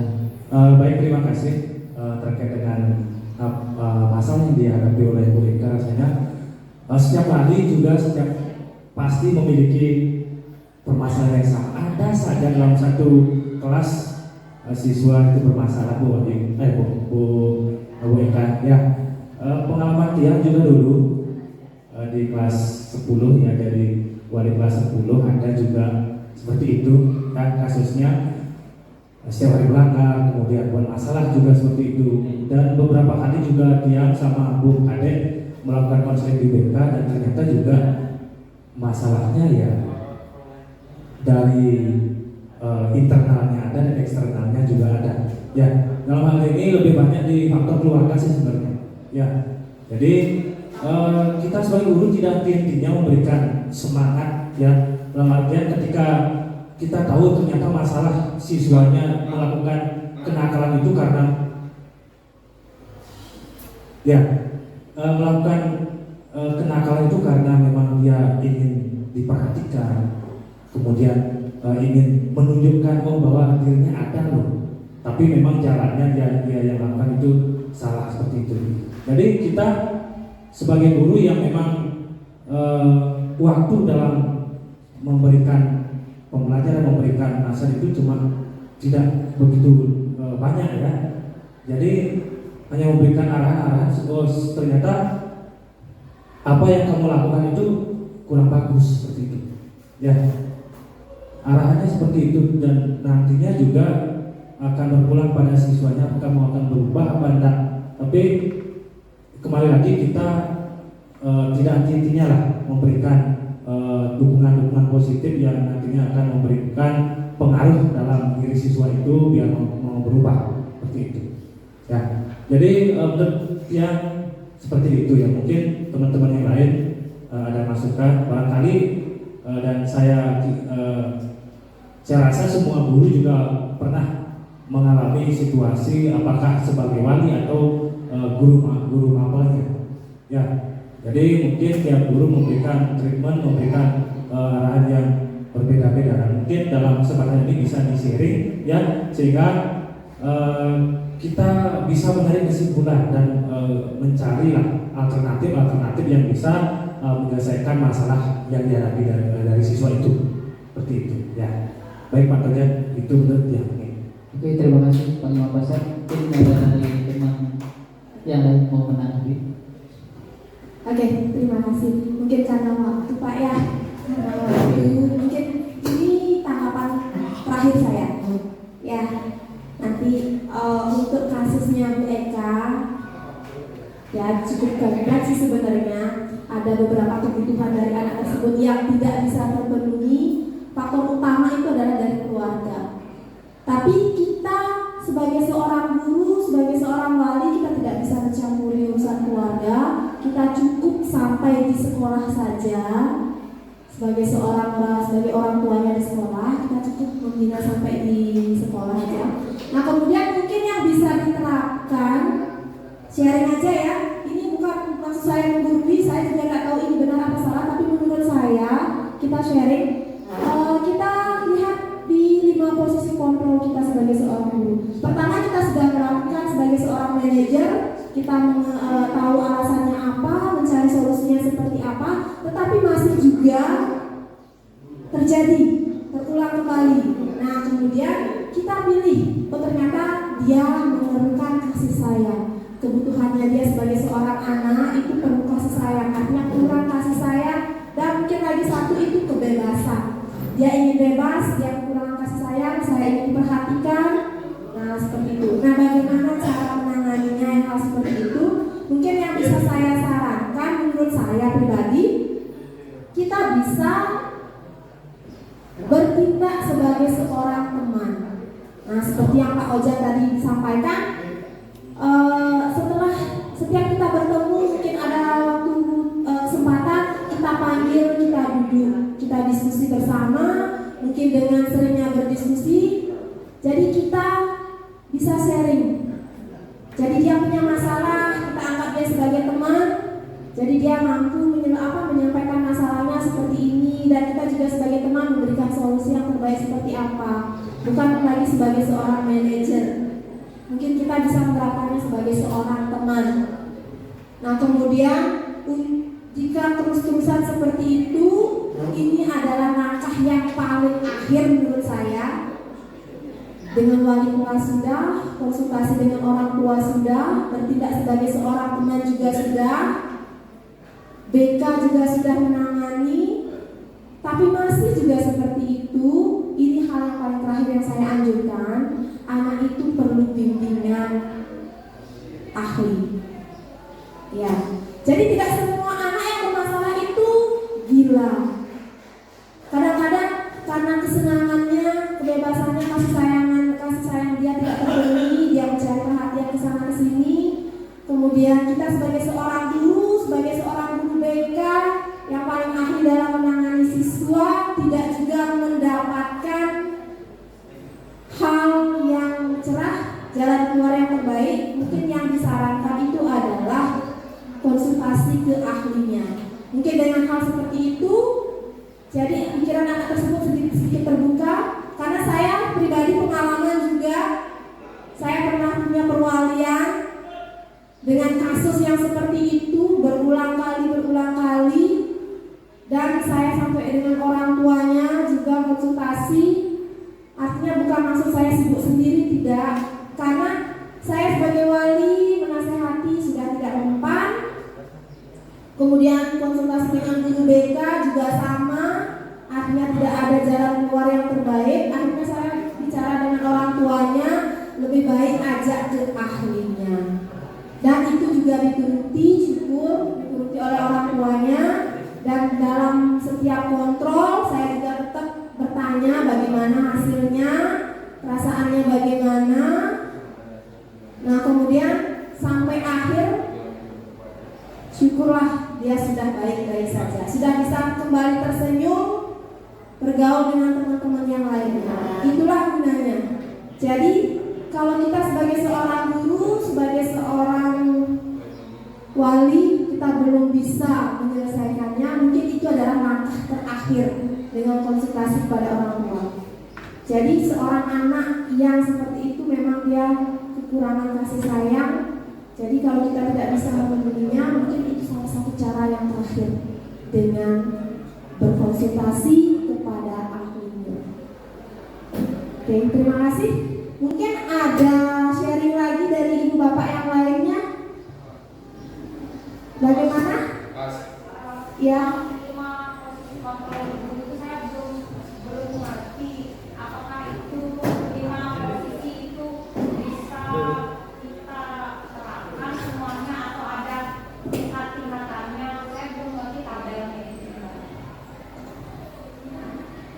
Oke, 5 posisi kontrol.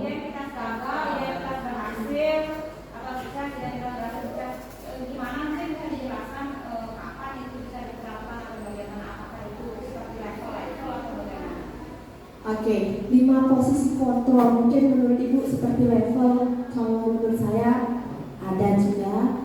Nah, di sini posisi kontrol yang pertama itu sebagai penghukum. Kita sebagai guru pernah melakukan hal ini. Oke. Kalau menurut saya lebih baik jangan.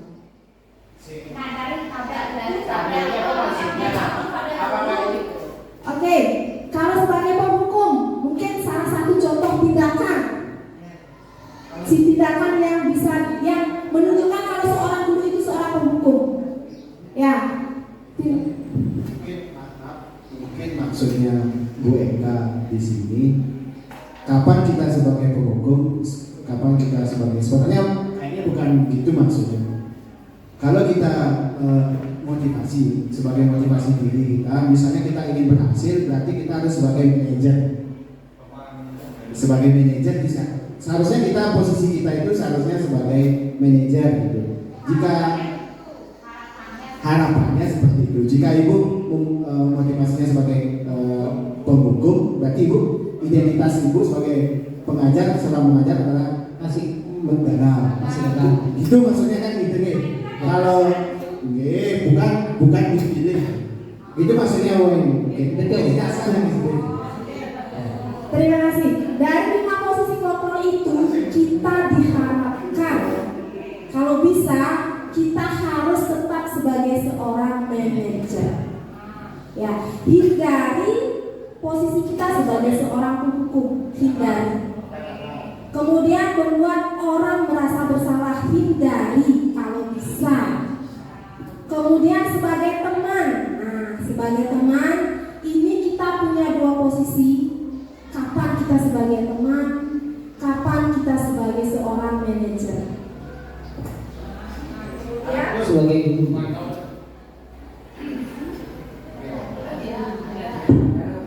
Kemudian kontrol posisi kita yang keempat, pemantau. Kalau pemantau istilahnya kita hanya mengawasi, kita sebagai pengawas. Kita sebagai pengawas, kita tidak tahu alasan kenapa anak-anak tersebut berbuat salah, kita tidak tahu, kita hanya mengawasi, kita hanya memberitahu peraturan kita begini, kalian tidak boleh begitu, tidak boleh melanggar. Jangan melanggar, karena kita sudah punya aturan begini. Itu posisi kita sebagai pemantau. Kita tidak tahu alasan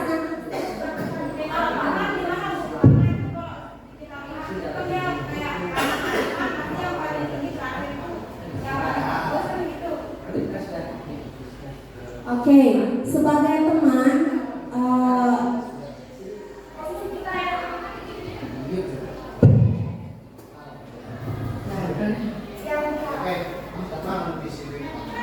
yang diharapkan itu yang pertama manajer ya. Posisi kita itu adalah sebagai manajer. Di dalam situasi apapun kita harus sebagai manajer. Diharapkan bisa sebagai manajer. Kalau nggak bisa, realitanya kan yang sering sebagai penghukum sering ya pernah. Tapi kan kalau bisa untuk kedepannya dihindari. Juga dengan membuat orang merasa bersalah. Ya, kalau bisa dari itu menurut 5 kontrol guru yang kami dapatkan kita sharingkan hari ini. Sebagai teman kita bisa memberikan solusi kepada saya layaknya teman. Tidak ada batasan. Oh saya hari ini kita sebagai guru anak-anak kita sharing. Kemudian kalau pemantau di sana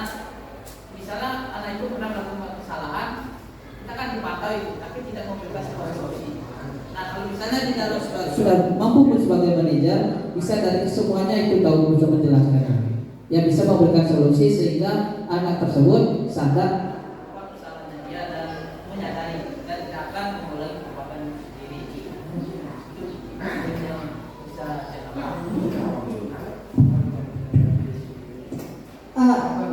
Begini, gimana Ibu? Kira-kira sudah terbanyak dari 5 posisi foto itu yang mana Ibu akan lakukan? Itu kan tergantung situasi dan kondisi yang mana. Jika di sini Beda ini kan beda posisi kontrolnya. Kalau menurut saya, walaupun kasusnya berbeda, tetaplah kita pada manajer. Pada manajer. Kalau bisa.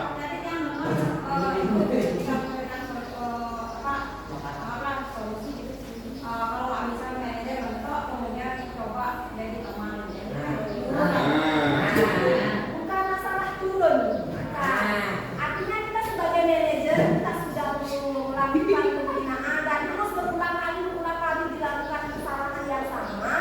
Berarti kan tetap kita posisinya sebagai manajer. Tapi coba kira-kira kalau sebagai posisi manajer kita tidak bisa menyelesaikan masalahnya itu berulang terus.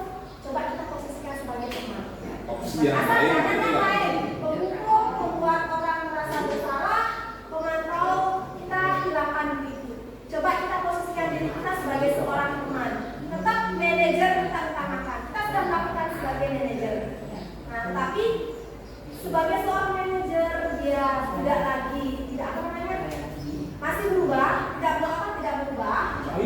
Kemungkinan ada sesuatu yang belum dia terpenuhi, kebutuhan dasar dia belum terpenuhi. Nah, disitulah kita sebagai manajer tidak bisa melakukan itu. Tetapi jika kita sebagai seorang teman, kemungkinan kita akan tahu kebutuhan dasar apakah yang belum bisa dipenuhi. Nah, di sanalah kita mungkin bisa berdiskusi secara santai. Oh, ternyata kamu ini kekurangan kasih sayang. Nah, kira-kira kalau dia kekurangan kasih sayang, seperti ini yang bisa kita berikan solusinya sebagai seorang teman. Kalau sebagai seorang manajer kita nggak bisa memberikan solusi. Solusinya itu ada di diri mereka sendiri. Tapi kalau sebagai seorang teman yang punya masalah, kita bisa memberikan masukan. Mungkin pemahaman saya di awal salah karena saya pikir menjadi seorang manajer itu harus menguasai dari penghukum, dari teman. Kalau menurut saya dari menjadi manajer itu berarti kita sudah mencari berbagai cara, salah satunya memposisikan diri sebagai teman. Nah, itu maksudnya. Tapi maksud kalau menurut yang ditampilnya Kenapa?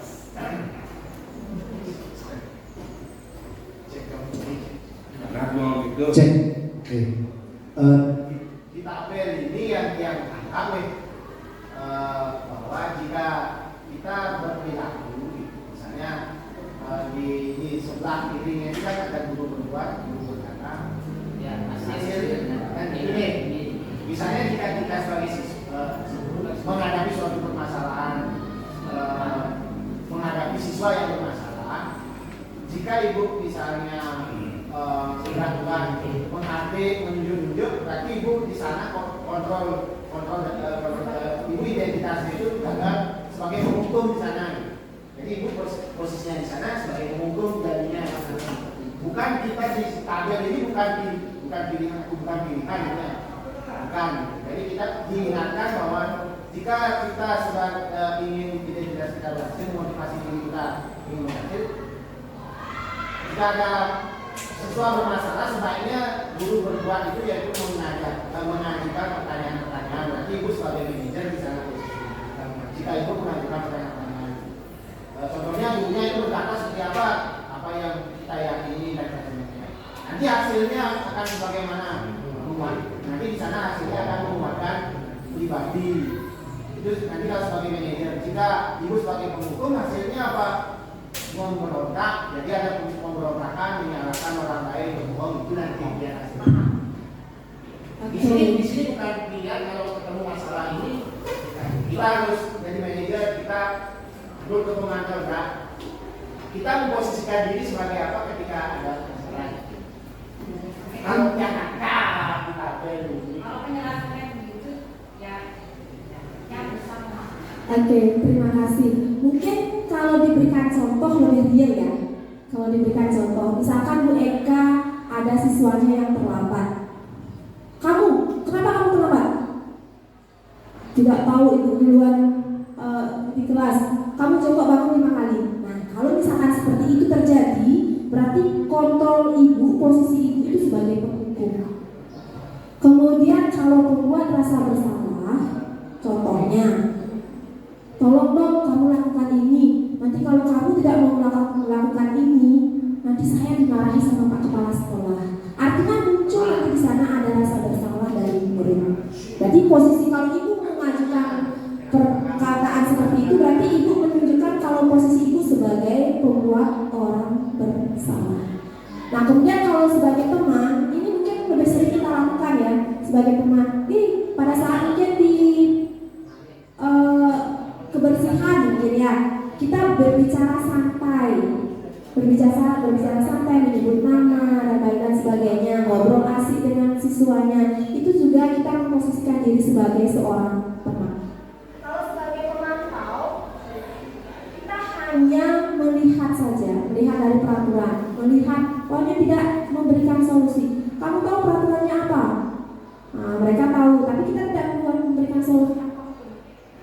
Kita hanya memberikan apa peraturannya, kemudian kita hanya mengawasi, dan kemungkinan siswa kalau posisi kita sebagai pemantau, kalau saat kita ada, dia akan melakukan tugasnya. Tapi kalau kita tidak ada, dia akan kembali berulang seperti itu.